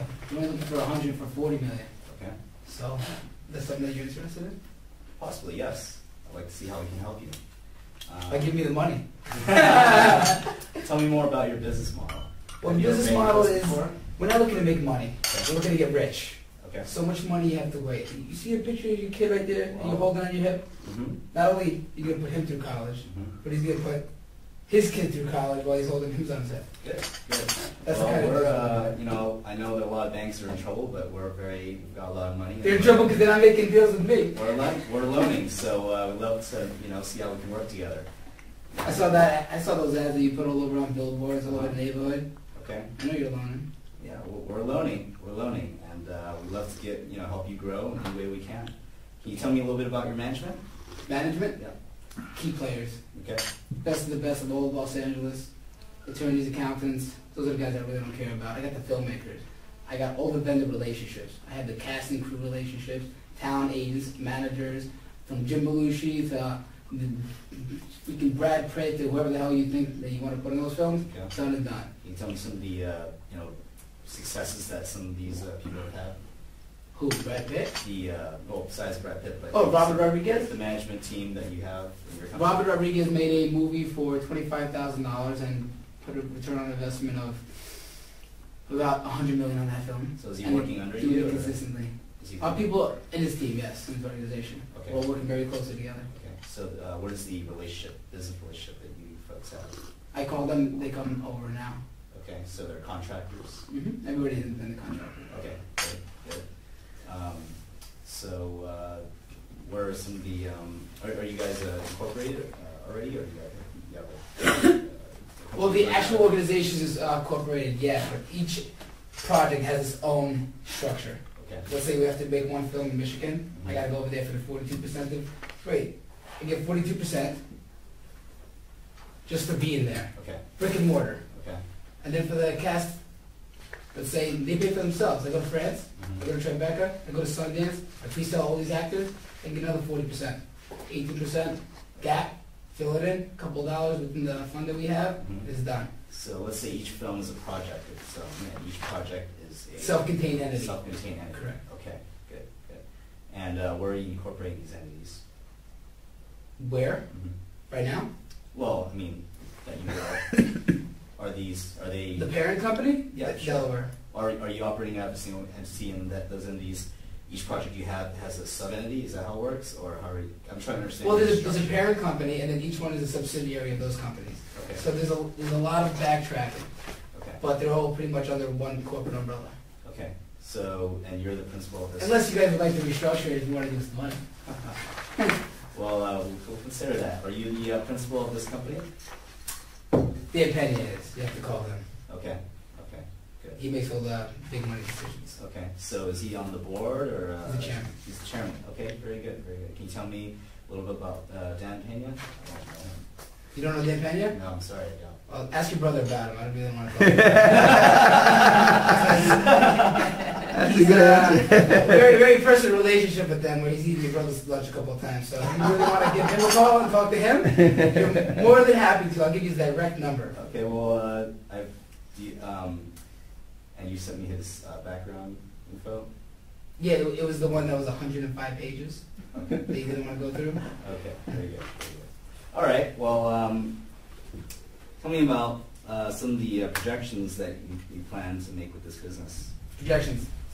I have one film specifically, just like in the realms of Jackass 3D, the paranormal. It hits the independent market. Mhm. MTV, the last 10 years, Mhm. high. Why? These kids don't know what the fuck they want. Mhm. All they do is watch MTV all day. Jackass 3D, paranormal, Jersey Shore. You familiar with Jersey Shore? Yes, I know. Fist pumping? Yes. Yeah, I got this pizza boy in New York, and I got a film student. Guess what? They went off to make a movie.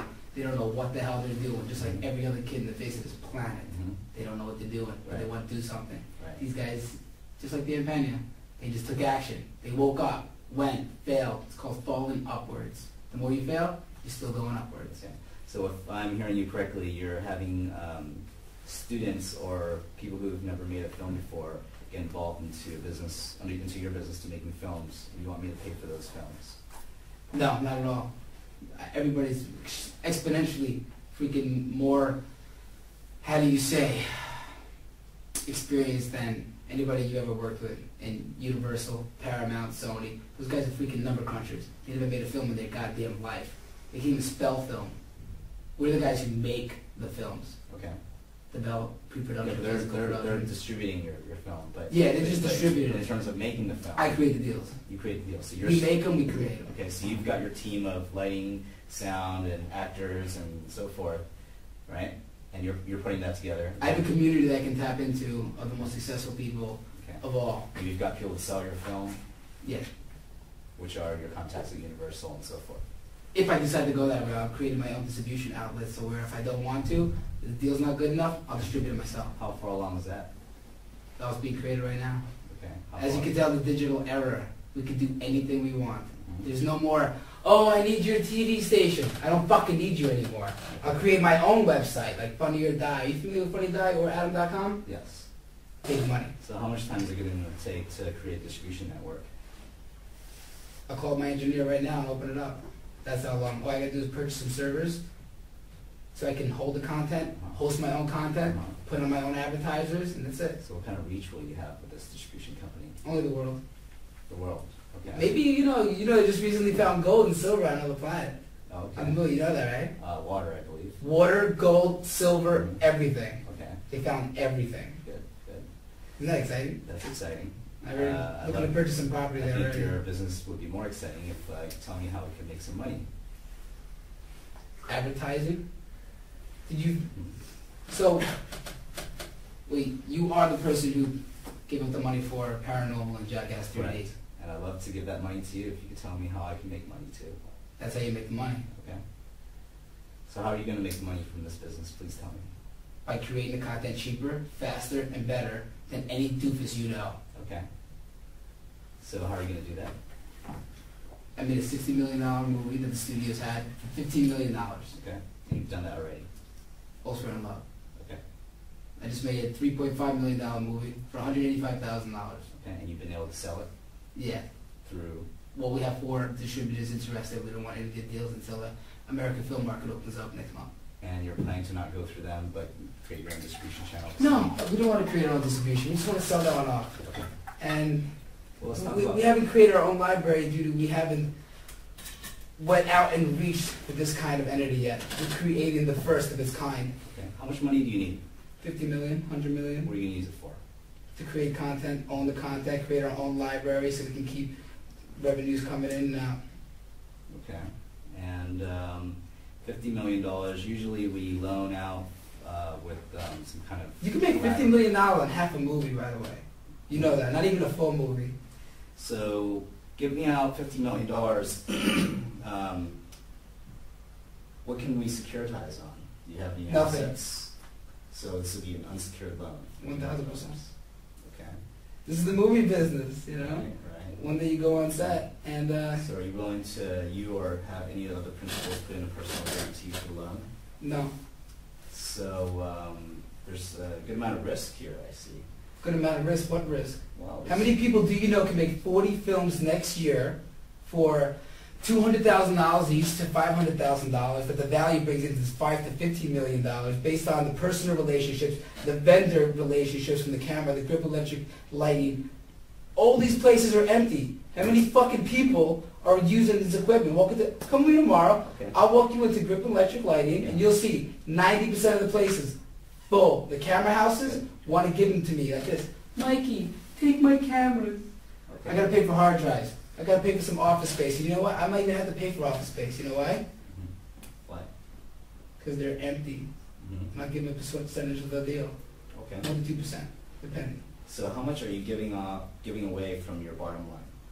How much am I giving away? It depends on how much they have to do the deal. Like for example, your rent and cameras and you said Yes. there's empty spaces in studios. Would you rather give away 7% of the film or lose another $5 million? Okay, that makes sense. I understand. I'm not a studio, and I'm not gonna make a $25 million movie when I could do it for $600,000. Okay.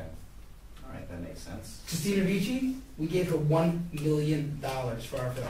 Right now, she's in fucking Michigan making a movie for an ultra low budget for $120 a day. What the fuck does that tell you about 2010? Well, there's a huge opportunity now. There's a lot of availability for actors and studios and camera crews and stuff. Yeah, and everybody else is gonna keep paying those. Mhm. Not me. It's not gonna happen. Okay, so we're lending, like I said. I'd like to see.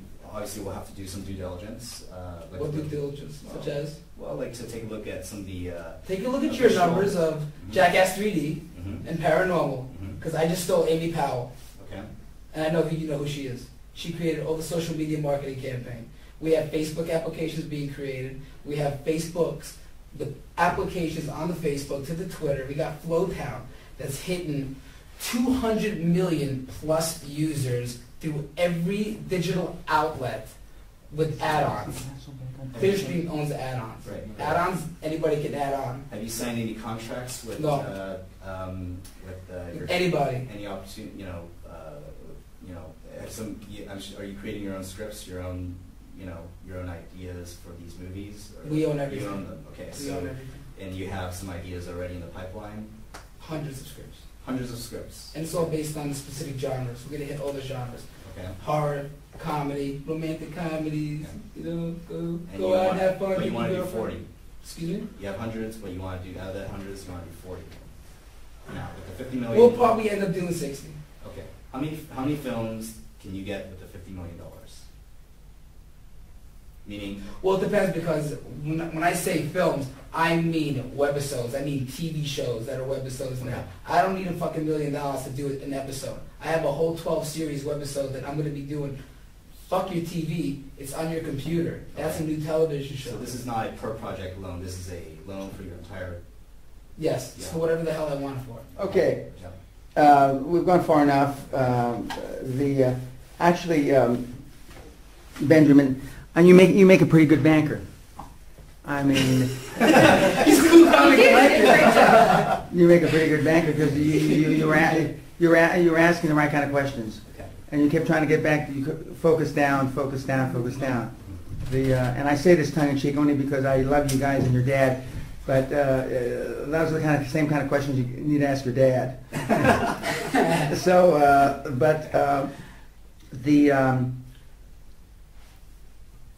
There are people that get presentations just like Mikey did, okay, and Benjamin asked the right kind of questions, and Mikey's first presentation was based on bravado. If you don't give me money, you're a fucking idiot, more or less. And he did well by going back and relating to 2 or 3 movies I never heard of myself. Paranormal, I think I heard of, but Jackass, I never heard of that. Anyway, and obviously, if he was the lender, if Benjamin was the lender, I'm going to be just like these guys. And that's what you do. You relate back to this. I used to relate back to the, what's the big storage, public storage story. The public storage story was one of the great entrepreneur stories of the late 80s and early 90s. And it was a guy who came to Arthur Anderson with no money and told them that he was going to develop what was called a hub and spoke concept of distribution, meaning the main office would be within 200 miles of each one of the stores, so we could reduce management, because normally those public storage or any storage facility has its own management. But this way, one management team is going to be able to cover 20, 30 units and cut the administrative cost by 29 30ths. And so when I went into Arthur Anderson, I used that, and everybody. What I didn't know when I was using it in the Los Angeles office of Arthur Anderson is that the team that had started Arthur Anderson was in that room, started public storage. They were the guys. I didn't know that. So I'm flapping my mouth, and then we had a bunch. And I wondered why are there 13 guys in this goddamn room? All these guys. We were in the big conference room downtown Los Angeles, and but in the executive summary, we had put we were going to follow the hub and spoke, in parentheses, public storage model. Everybody and his dick were there because they had been the ones that fronted that model. And the first year, the audit fees for public storage was $7,000, which they didn't have any money to pay. And now, and this is a long time ago, their audit fees were $25 million a year. So, I mean, I got lucky, you know, because you want to tell a story and you want to link it to something else that everybody knows about. So Mikey did well in that part, okay?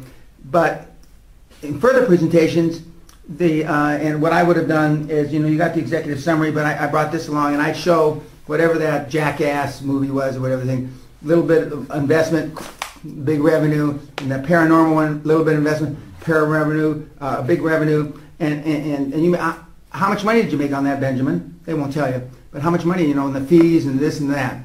So I would link it. I wouldn't make it part of my thing that I sent it, but I would certainly, if that were those were the facts, I'd bring it along. Then I keep it. I wouldn't let them have it. They keep it because visually you want them to lock in, you know. But going forward, Mikey will have to have some more detail, not a great deal more detail, maybe 10-20% more detail, so they could, as they're taking notes, they can go Google something. You can't just sell everything on a dream and a rainbow, but you can certainly use some of that dream and rainbow, and relating yourself back to those successful deals is the right way to go. Right way to go. Good first attempt. Again, Benjamin, you might have a second calling. I'm not wishing this on you as a banker, but they did a good job. It's the first time you do this, and I used to dry my hands like this before I went in the room. So when I shook hands, my hands weren't wet, perspiring. I used to jump up and down outside the hall. I'd jump up and down to get my blood going.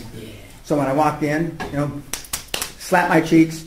So it wasn't just like another presentation. Every presentation you're going to make is, this is life or death. This is life or death. This is it. And Mikey would probably have gone in with his CFO or another guy on the board that is from the business. So when Mikey says, would it be okay to relate to them to be like, they say numbers, you go, boom, what's the number? Yeah. Awesome. Then you know, yeah, absolutely. You show that. And Jackass, and he says, and then the guy that knows about Jackass, which I asked Robert, I never heard of this fucking Jackass. Anyway, so every record. Okay, so the other person can relate to substantiate, validate, underscore what Mikey said. And then Mikey goes on and sells a little more, and then when Benjamin asked a question, then he said, and then turn to the guy and he said, oh yeah, and him to fill in the numbers. And from somebody that's credible, not, and I say this with the greatest respect, not falvo or somebody that's credible, and that's how it works. And you got to make a lot of presentations. And the first few you won't be as good, but by the time you give a few, you'll be very good. And I used to make a guarantee, and I'm not sure if I mentioned it to you guys. If you make 2 presentations to different institutions a week, and you don't raise the money in 6 months, then I'll go raise you the money. Because if you make 26 presentations, I assure you, by about the 10th or 15th, you're really good at it. And when we talk about how to milk the financial institutions for the information, so you're not guaranteed, because there is no guarantee. Is it okay to put a pit bull in there to be like, because I've actually used that methodology with Michael Mendelsohn. He's an animal, a beast. People are fucking terrified of him to go into his office, to call him or anything. So one time they're like, oh, I see you have Michael Mendelsohn here. I go, yeah, give him a call, ask him about Mikey. And they go, they understand. No, sure. But, and see, and again, he's a beast. All these guys that are successful are beasts. They may be quiet beasts, like Henry Kissinger. Everybody know who Henry Kissinger is? Former Secretary of State, the German. I mean, he's Austrian. Okay. But they're still beasts. There is no soft shoe, I'm okay, you're okay, hug and kisses, touchy-feely, floppy-woppy guys. They're all tough as fucking nails. And the successful women are tougher than the guys. Tougher. They're just ball busters. And in years gone by, they had to be tougher to get up to the top of the corporations because of all the other, hurdles that guys put in front of women. But now there's women that are heads of CEOs of companies, and the California politics shows it. The people running for governor and running for senator. So now that was a good first effort, and we'll see how we improve. Any questions from Benjamin or from what Mikey said? Would you go in and use that kind of language and so forth when you're... Well, in his industry, yeah. But I've sworn in the presentations, and if I get an obnoxious question, I'll say, who the fuck are you? I've done that. I haven't made any pitches in the entertainment industry. I only lost money in the entertainment industry. I feel low energy just for sitting down. I wouldn't even sit. I will stand up for a while and then show that I can... Yeah, I made presentations just standing up. Yeah. Because I'm, especially when I was younger, I was hyped up. And they always say, please sit down, Mr. Pena. I've just been sitting 7 hours on a plane. That's what my normal answer is. I just 7 hours. Or 27 hours on the plane, depending on where I came from. But now when I fly in from Shanghai or Manila, or even Scotland, and I'm meeting in Los Angeles, it demands more respect. This fucker came all the way here. This guy that's done $80 billion, all these jillions of dollars in deals, and he came here. And so, and I take advantage of it. I leverage off that. Now I leverage real off that I'm old, although I don't feel old, but I leverage off of it. Because you're trying to put all the positives you can in your corner. All. And it's tough when you're 28 years old and you got no gray hair and you kind of look like a doofus to them. I mean, it's all young kids look the same. They do. I grew a mustache when I was a kid to look older. And there's a couple pictures around the castle someplace when I was in the gym when I was in Sports Illustrated, 1977. I was 31 or 32 years old. There's a picture as you walk into the gym. there's a door to walk out of the gym. Just on the right-hand side down there's a picture of me when I'm 32 years old in the Sports Illustrated. And I had long hair that came over my ears, and I had a mustache. My hair was kind of brownish blonde in those days. But my mother said, she didn't like me with a mustache. She wanted me to look like a baby always. And so I did not, and one of the reasons that I started dressing like an investment banker very young in my career is because I was stationed with NATO in Europe, and I saw how the Europeans dressed. And in those days, everybody dressed, suit and tie and that kind of thing. And so when I came back from the service and then I went back to school, I just assumed that, I'd look older if I dressed. And certainly nobody ever showed up, with, even in the movie business, nobody showed up in jeans to meetings and shit. That's just recent years. That's 10 or 15 years. Nobody wears suits if they're anymore, except for... No, I know, but I mean, and when I was in the movie business, from 79 to 82, or 78 to 82, I mean, guys wore suits. I mean, it was really considered cavalier to just wear a sports coat and a shirt. I mean, you were really far out. You were successful, but far out, because everybody else wore suits. But the world's changed, and I understand that. But my advice is the young people, except for maybe in the movie business, I mean, you dress for success. You dress for success. And the simpler, the better. We talk a little bit about that, I think, later today. Okay, any other questions? Okay. Is it okay to man yourself up? Because I used to be always clean shaven. I look 23. I look like a fucking infant myself, even though I am. Yeah, but I mean, it's now a lot I had of to people. put all this out just so. Yeah, a lot of people do the stubble. I've had it. And It's a tactic for me, actually. Yeah, stubble's okay. Put a little white in it. Put a little white in it. Yeah, well, that was, and I wasn't gray, and all of a sudden I turned gray. I mean, so, and they're looking for gray hair. And you don't have it, so somebody better fucking have it. Gray hair and wrinkles is okay. And since you don't have it, then somebody better have it. And my recommendation is, when we're talking about the board, your CFO and CEO ought to have gray hair and wrinkles. I mean, the people that represent the company. Now, I know that Facebook and all these, the Google type companies all have young kids. They have young kids, and and obviously Google, the founders are young, and Facebook, they're all young guys. But normally, the guys that are in charge of the money aren't young. They're old and gray.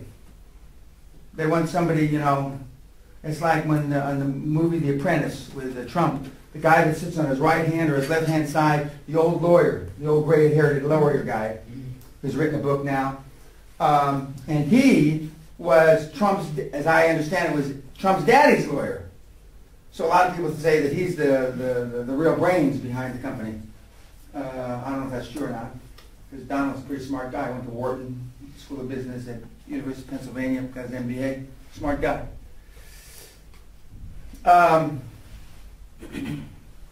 Okay, we've done that. Get the food. We're going to have more role plays. I have a question. Yeah, sure. If let's say you form the company and you've got your board, you've got or at least a chairman, a good chairman with gray hair, and you've got your numbers guy, or your CFO, whatever you want to call him, and your CTO or technologist guy who understands whatever the product that you have. And let's say it's my team, right? And I'm the main guy pitching, but I don't have gray hair. I'm representing the company. I can't be the CFO, so I've got to hire a CFO. You get your brother as treasurer. I think that he's got experience as treasurer. So if I'm the main guy pitching, what does that make me? I mean, am I the majority? Oh no! Okay, because usually the CEO makes the head of the. And you don't have to be CEO. I mean, I know guys that just have a title like Dave from Wendy's, founder, right, or co-founder, or whatever you were, okay, or chief strategy officer, or chief at Orange. We did some work for Orange Telephone, which was the fastest growing telephonic company in Europe, in the world. 10 years ago, and they were acquired by French Telecom, and they had an ambassador of goodwill officer, and they had all this shit, and we sat on yellow, those big round things, these cushions, and big yellow orange bean bags, and everybody was walking around in Jesus clothes, and as soon as the French took over, and I told them they wanted me to be in charge of their take over as chairman of their investment fund. They had a 500 million euro fund, and I looked at the first 3 investments, which were just shit. They paid 67 million for one that was worth about 2 million. They paid 14 or 15 million that wasn't worth anything, and they paid 80 or 90 million for something that was worth 3 or 4 million. And so I looked at this, and these were all young kids. These were all young MBA hotshot kids that didn't know shit. And so they said, you know, our chairman is negotiating with the French Telecom. I said, well, is there any serious chance of this going through? He says, yeah. I said, well, then, we shouldn't waste any more time me talking to you guys because, the French guys aren't going to want me here, and the French guys aren't going to want you here. And they all looked at me and says, well, I don't understand. What's going to happen, just like when the Japanese acquire you, they're going to have somebody sit right across from Doris, watching every fucking thing she does for 3, 4, 5, 6 months, and then fire her. You know, if Doris isn't doing much, they'll fire her in 3 or 4 weeks. If Doris is really important, she might last 6 months, maybe a year, then they'll fire her. But until the French guy or the Japanese guy feels comfortable that he can tell Mama-san or Papa-san upstairs that I can handle the job, then they get rid of him. And they say, oh, no, we have agreement. Well, they got bought by French Telecom, and within weeks, the first guy left. The guy that was in charge of the fund that had made these not so great investments, or at least part of the team that made these not so great investments. When you say team, are you talking to like the founders, or are you talking to the decision makers, or are you talking to the hierarchy? It's like in which instance? Like when you were speaking to the person about the deals that they actually put that money towards. No. These were the guys that were in charge of the investment fund at Orange Telecom. But they had CEOs. Oh yeah, they had a CEO. So they're in charge. That was one of the leading CEOs of Europe. He wore Jesus clothes, robes and shit. Yeah, no, he was in charge. CEO of the big company, Telco. And when the French took over, they threw everybody out. And even though they had agreements, there's always some paragraph in there. Subject to, if so-and-so does anything that might be detrimental to the image of French Teleco or to Orange or to the human race or whatever, you're out. And so they all got ousted. Just like in his instance and my instance, we would be the faces of our company, but have the dream team actually doing things. Just founders or co-founders, whatever you call it. So let's say I'm making the pitch. Would I be making? I would be making the pitch, probably, right? And then even though he has a CEO, CFO. Yeah, he might be there with a CEO. He might be there with a CFO. Okay. He might be there with both. Okay. Don't overwhelm the people. Don't come in with a room full of goddamn people. Right. You always want to have less people than they've got. And that's why you always ask, who's going to be in attendance? The meeting is a week from Tuesday. You don't ask this. Your assistant. If you don't have an assistant, you're going to have an alter ego, somebody else's name. Okay, my alter ego used to be Stephen.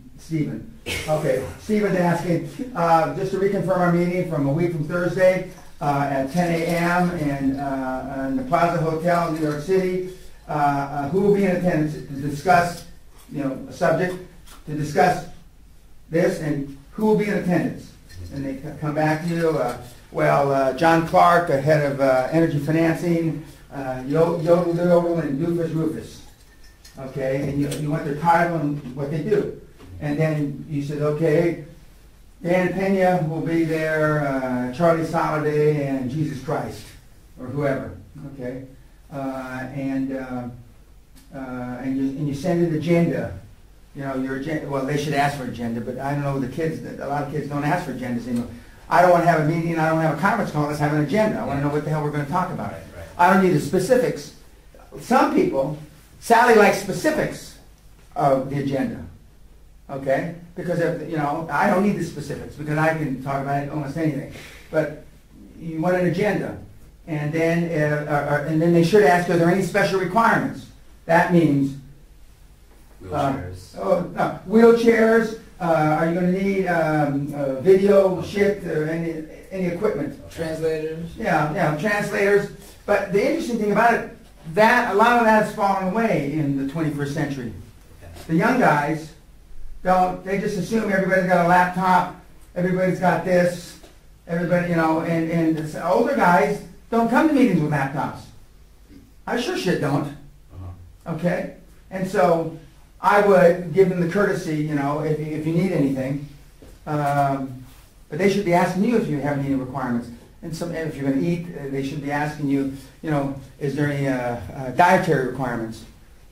And I've usually just sent the material. For example, there's a PowerPoint. I've usually just sent it out in digital format and tell them to print it for their people. Yeah, well, that's fine. Ready, right? That's fine. You have to, because if you're seeing 20 institutions, you got a whole suitcase full of just folders. Yeah. Let them send it to them. Okay. And I've even said, pay if you have the time, please pay particular attention to section 3, 4, and 6A1. And those are normally the numbers, the rates of return, etc. Okay. And because you want to accomplish as much as humanly possible at the meeting. Not the first meeting. Not the first meeting. The first meeting is you're interviewing, you're there to see if there's any chemistry, or I say in tongue-in-cheek, or their lack thereof with Dave, any chemistry with these guys. Okay. And they'll often say, and again, as you're walking to the door, I'm walking to if I'm there at the elevator, and Doris is behind me, and the guy will say, is Mr. Pena planning on attending all the meetings? And you'll say, no, he lives in Asia, and he just wanted to be here for the introduction. And they go, and it just, that's the way it is, which is fine with me because I don't want to go to any more meetings anyway. Right. So typically, when we've made presentations, the first meeting may be a teleconference. I don't know if you recommend that or not. And number two, it depends how soon you need to do it. Because like I'm only in the U.S. once a quarter. And you don't want to wait till I'm going to come into the U.S. Right. So teleconferencing works well. Right. And but I mean the real telecon, not the kind that's on a laptop. I mean the real teleconferencing. Yeah. So usually there's an introductory meeting without the deep, specific details. Correct. That's the second meeting, right? Correct. So that's if there is a second meeting. Right. If there's no second meeting, because let's say that you're all banks, and we have a first meeting with each one of them, and I decide that Marcus and Dave are our best bets, and then you write a nice email.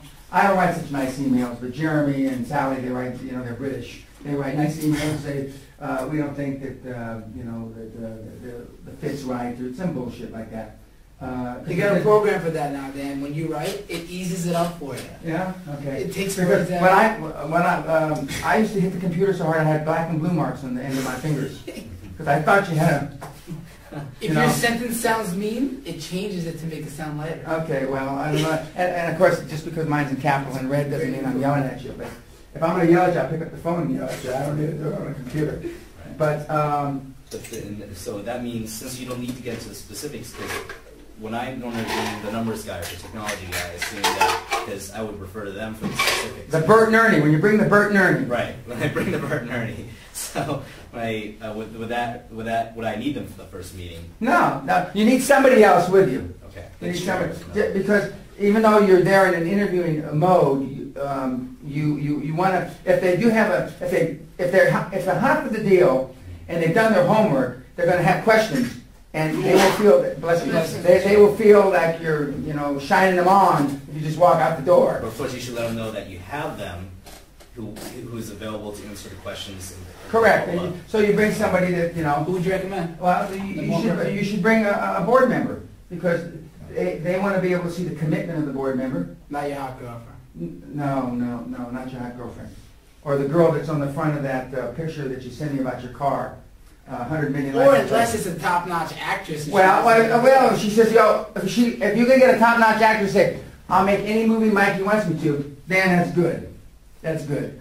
But I mean, other than that, you know, I mean, my recommendation is don't bring. I used to have a really hot girl, a lady partner, and I was in Pennsylvania, and I was young, and we had 2 meetings that day, and I didn't want to have to send the car back and get her, so I brought her to the first meeting, even though she wasn't supposed to be until the second meeting, and they were affronted. You know, even though she was part of my business, she wasn't part of that business, and they were affronted. Like I brought her just because, you know, they wanted to Google over her. They did not Google in the sense of type, but drool over her. They did drool over her, but I mean that's not why I brought her at all. Right. And so I learned a lesson. I was young then, and you know, so I didn't try to save on the cab the next time. I just told her, you know, I'll meet you there. So it didn't hurt. I mean, No, it did hurt. We didn't do any business. We didn't do any business. You know, I don't know if that were what was the reason, but I certainly thought, you know, I thought it was a slam dunk, and it wasn't a slam dunk. That's why you never know how wrong you can be. So you pitch this guy, and now he leaves.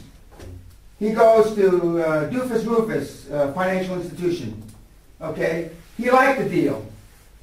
Well, then you follow these guys as long as it's not with a lesser institution. The lawyers and the accountants and the financial guys, you follow them to the next deal. Because why have to, you know, build the whole rapport again? Why have to go through all the shit? Because what he's going to try to do when he gets to his new institution is try to bring in as much business as quickly as humanly possible. So he can prove that you didn't make a mistake hiring me. He will have already promised, these are the deals I'm working on now, and I can probably bring 2/3 of them. He's already bullshitted them, you know? And he's already said, if he's got a half a brain, and I'm not sure that these young kids have half brains, and I want, instead of the normal cut of the fee on these, I want double the cut, or triple the cut. Okay, that's like a signing bonus. So, yeah, but I don't know if the kids do that. I really don't. But I know in my day, when you left, I got $13 million worth of fees. I can guarantee 6 million of them, and I think there's a high probability on 10 million of them. And they say, okay, well, you can have 40% more fee on this and 60% more fee on this. But then that gives you an incentive to make sure they do the deal, and you're just reinforcing your relationship with a new financial institution or lawyer or accountant, and you are reinforcing, remember the mole that we talked about, you want to mole at these firms? You're reinforcing because now Benjamin, in a legal way, is beholden. You know, you came with me, you had confidence in me, now I'm going to do everything humanly possible to make sure that I get these deals funded for you. And it's a two-way street. Nothing illegal, nothing under the table, no brown bags. And so sometimes when you're making a financial presentation, it involves structure, in a corporate structure. In a correct. You know, right? So, you know, like for example, our private placement may involve a pipe transaction where it involves a public entity or whatever, right? And in that case, obviously, I'm not a lawyer, right? So when I bring my lawyer to explain, let's say because the financial institution may not be totally familiar, or maybe they have an idea, but they want to get into specifics, then I would probably want to bring some of my professionals, right? Yeah, but that's not the first meeting. That's not right. Second, third. Correct. Okay. Okay. And you're not going to sell these guys in 1 or 2 meetings. Sometimes you do, but it's not very often. You're going to sell them in a series of meetings, and that's how they build up a rapport, and they build up the chemistry, they build up, you know, they like you or they like the other people, members of the board. And when you go to a second or third or fourth meeting, the best is not to bring the same board member every time, to show that these guys have enough interest to fucking come to the meetings, especially when you live in some place like East Jesus, you know. I mean, they got off their dead ass and then they came. When you're making these financial presentations and you've got your chair or / other board member, should you have already had an offer letter to them and secured them as part of the team, or just verbal? You're talking about offer letters to the board member? Yeah. Like me, yeah. Yeah, well, they're not going to ask to see the offer letter. Right. The fact that he's there is going to be tantamount to, you know, I'm on board. They're not going to ask, you know, well, have you issued his shares? Have you issued his option? They don't do that. Okay. They don't do that. the fact that he's there, I mean, What if they ask in the meetings that I attended with you guys, nobody ever asked me if, I had an offer letter or whatever. Nobody ever asked me. What if they say, hey, you got Kristen Bell on the board, I see. She wants to do... Who's that? She's a big comedy actress. Okay. Yeah, brings in $100 for every dollar you pay her. So, good numbers. What's the level of commitment? Is she on contract to do 1 out of every 5 movies or whatever it is? What if they ask for commitments? Okay, well then you, like I said, the best alternative, which isn't going to happen, I'll make any movie Mikey wants me to. That's the best. Okay. The worst is I'm just here for a free lunch. That's the worst. So you want, and you say, well, if you're here, what are you going to ask? How are you going to answer if they said, what's your level of commitment?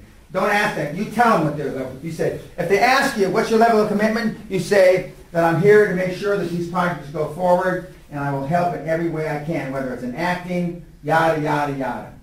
That's what you want to hear. So is it good to have a diverse people from strictly business to strictly entertainment? And no, in that board you want people from business, and you want people from entertainment, and you want people that have done deals. You want people that have done deals. What about pros and cons of meeting the first time on their turf versus inviting them over? Okay. When you're a neophyte, and to save their time, they're going to want to see you in their office. Okay. The reason why I like to go to their office, even though it's inconvenient for me, is I want to see, when you walk into the place and they're sitting in a booth that's this big, although you probably won't see that because they're going to ask you to come to a conference room. Okay. You can tell, like I said yesterday, how big is the conference room and who's in the meeting. If he's an assistant manager or some bullshit, he's not a very senior person. If he's a partner or an officer of a financial institution, he's more important. They may or may not, in many instances, you guys aren't going to have offices. You have one, but a lot of people aren't going to have offices because it's a startup. We don't have we have a virtual office. We don't have an actual office yet because we're keeping our money unspent. But you could use your professionals' offices. Yeah, but once you have an accountant and a lawyer, you have a meeting at the accountant and lawyer's office. And when you have an accountant and a lawyer, you ask them to introduce you to financial institutions. You ask the accountants and the lawyers to introduce you to financial institutions. And that's what they do. That's their job now. Is it okay that I like taking meetings in the Warner Bros. Lot? Because I have a connection to get in there? Throw them around the studio, show them... Yeah, you can do that, yeah. that may be impressive to some.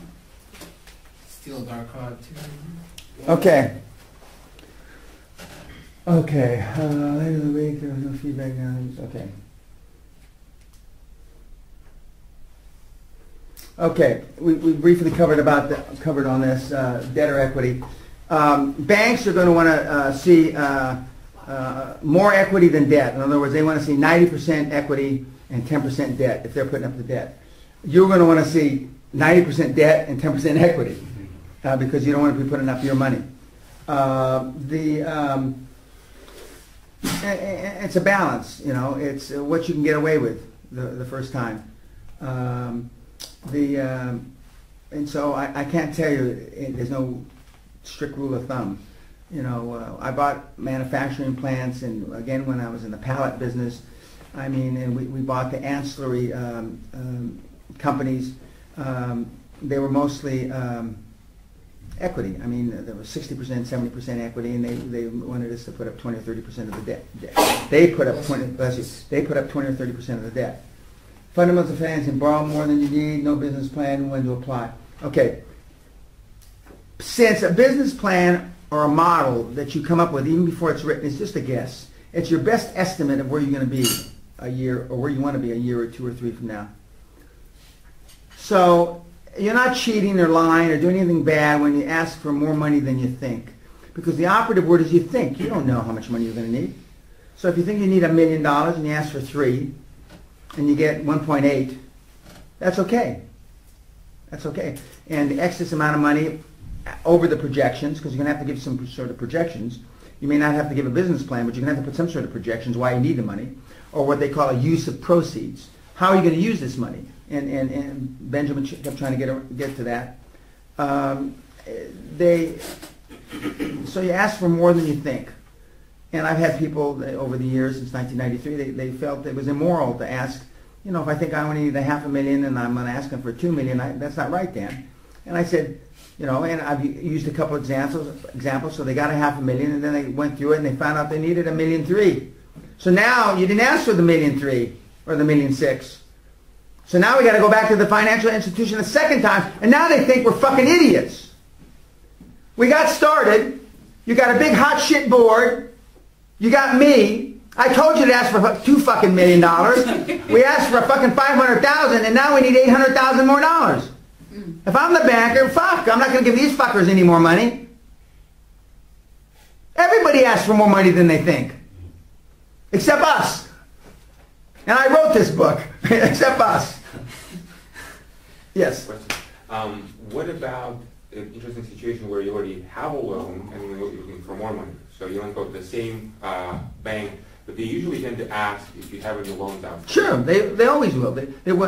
And when you need more money, there's two ways. Well, there's more than two ways away, but here are two alternatives. You go to 3 or 4 more financial institutions and saying that you're looking to upgrade your relationship with your bank or lending institution. Right now, all I have is a one-way street. You know, I keep money in the bank, I pay interest on the loan, and I pay down a little debt, equity on the loan, but I'm not being serviced. And so my loan currently is $300,000 or whatever the number is, and I'm looking for an additional $1 million, okay? And there's 2 ways of handling that. Either one, they give you the additional $1 million, or they give you $1.3 million so you can pay off the other loan, okay? Then you go back to your existing bank. Okay. Now you're doing 4 or 5 of these, 4 or 5, you get the best rates, and then you go back to your existing bank. Okay, and Marcus is your banker. Marcus, I love you. You know, you help me. But you know, you weren't excited about when I talked to you about expanding, and now I have an opportunity to step up in my banking relationship and basically take out your loan and refinance it 100%, plus get additional credit, loan credit from another bank. And he'll say, well, he won't want you. You know, he'll say, well, how big is the additional credit? And you'll tell him, and if that's within his parameters of lending, he'll say, you know, if he can, and if it is, and he feels good about the loan. 1, he'll feel good because somebody else is willing to loan it to you. Okay. 2, he'll say, okay, well, we can do that as well. And I would say, I'm not suggesting you say, well, fuckhead, I asked you before and you told me no, another 3 years of performance and track record and bullshit. That's not what I recommend you say, but that's what I would say. And I said, okay, but because I know you, I said, I'll give you another shot. Okay, what will you do to do this? And then I'd ask for more money. Instead of $1.3 million, I'd say, well, I want $1.7 million. Squeeze him a little, and maybe he can do $1.7 million, maybe he can't. But, you know, I'll refinance it with you, but I got to have better terms. I got to have better terms than on the $300,000. You know, interest rates have gone down. I paid on it. I've got a track record, whether it's 6 months or 36 months. I got a track record. You know, you ought to be able to cut me a better deal. And so he'll either be able to do it or he won't. And if he is able to do it, and let's say he can only match the new bank, then you make a decision. Where are your long-term prospects better? You know, I mean, you know, even though he's a nice guy, and hopefully you're not playing golf with him, and hopefully you're not fucking playing bridge with him or anything else, and hopefully your wives don't go to fucking whatever, and your kids don't go to camp together, okay? But so then you pick the financial institution that can be the best for you going forward. They usually takes about 30 to 45 days from my experience to get a loan. Mm-hmm. And is there a way to put some pressure on them? Is there some technique? It sounds like going to one bank and dealing with them for 30 days and then getting it almost approved and then going back and talking. It may take a few months to get it done. Yeah, well, no, you do it all simultaneous. You do it all and the when the bank, you go to 3 or 4 other banks and all those banks say, well, not all of them, let's say most of them say yes. And then you ask them, I want to see a term sheet. A term sheet doesn't take any time. You know, like the term sheet I just read you. Term sheet, okay. And let's say 2 of the 3 banks come back with a term sheet. and you know, and hopefully the term sheet is what they said it was going to be, but often it's not. Okay, often they just bullshit you, and they're hoping you don't ask them for a term sheet. So and then you can take now. I've taken term sheets like this. I've redacted, I've blackened out the guy's name and the company name. There's the term sheet, and they'll go, well, you know, they'll kind of gurgle a little, and they say, you know, sometimes they'll want the term sheet, sometimes they won't. Okay, when you're young, and you know, they'll probably want the term sheet. When I tell them I can borrow the money 2 points lower, they normally believe me. Not always, normally. One time, about 10 years ago in Florida, they didn't believe me, but they believed Sally. And the interesting thing about it is, they always believe Sally. They always believe her. It's like we're doing a deal up here a few years ago, and the banker wanted to come in and meet with me, and he said, "Where's Sally?" I said, "Sally has another meeting in the drawing room." Well, he says, "Well, I'd like to talk to her." So anyway, the meeting ended, and we brought her in, and he asked the question, he said, "What do you think, Sally?" Because she's a qualified, not just because she's a chartered accountant, international tax expert.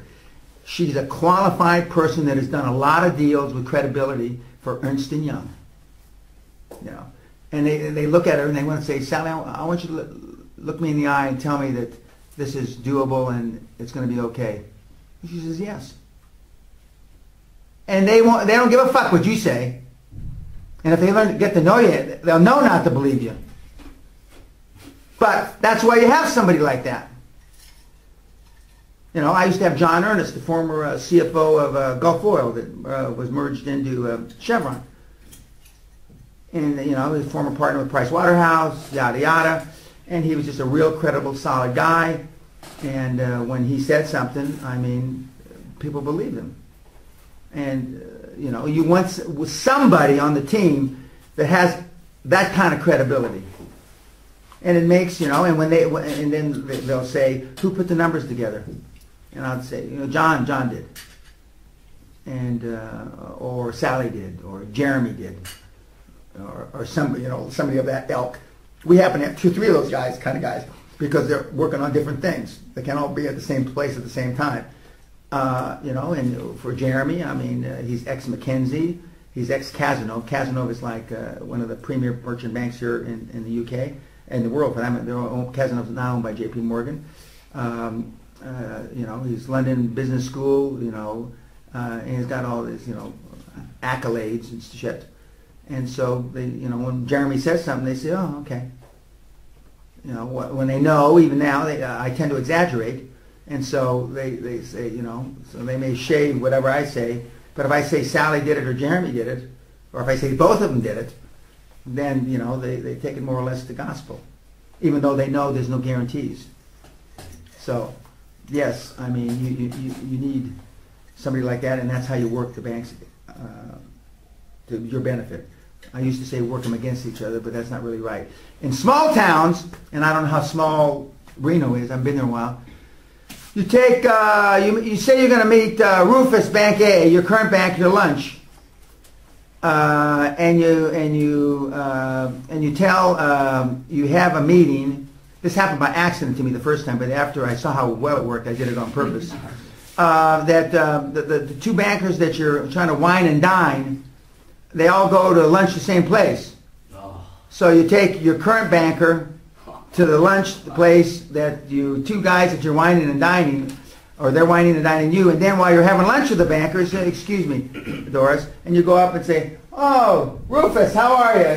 They know, "Oh, hi, Doofus, how are you?" Then you go back to your table and you don't say anything.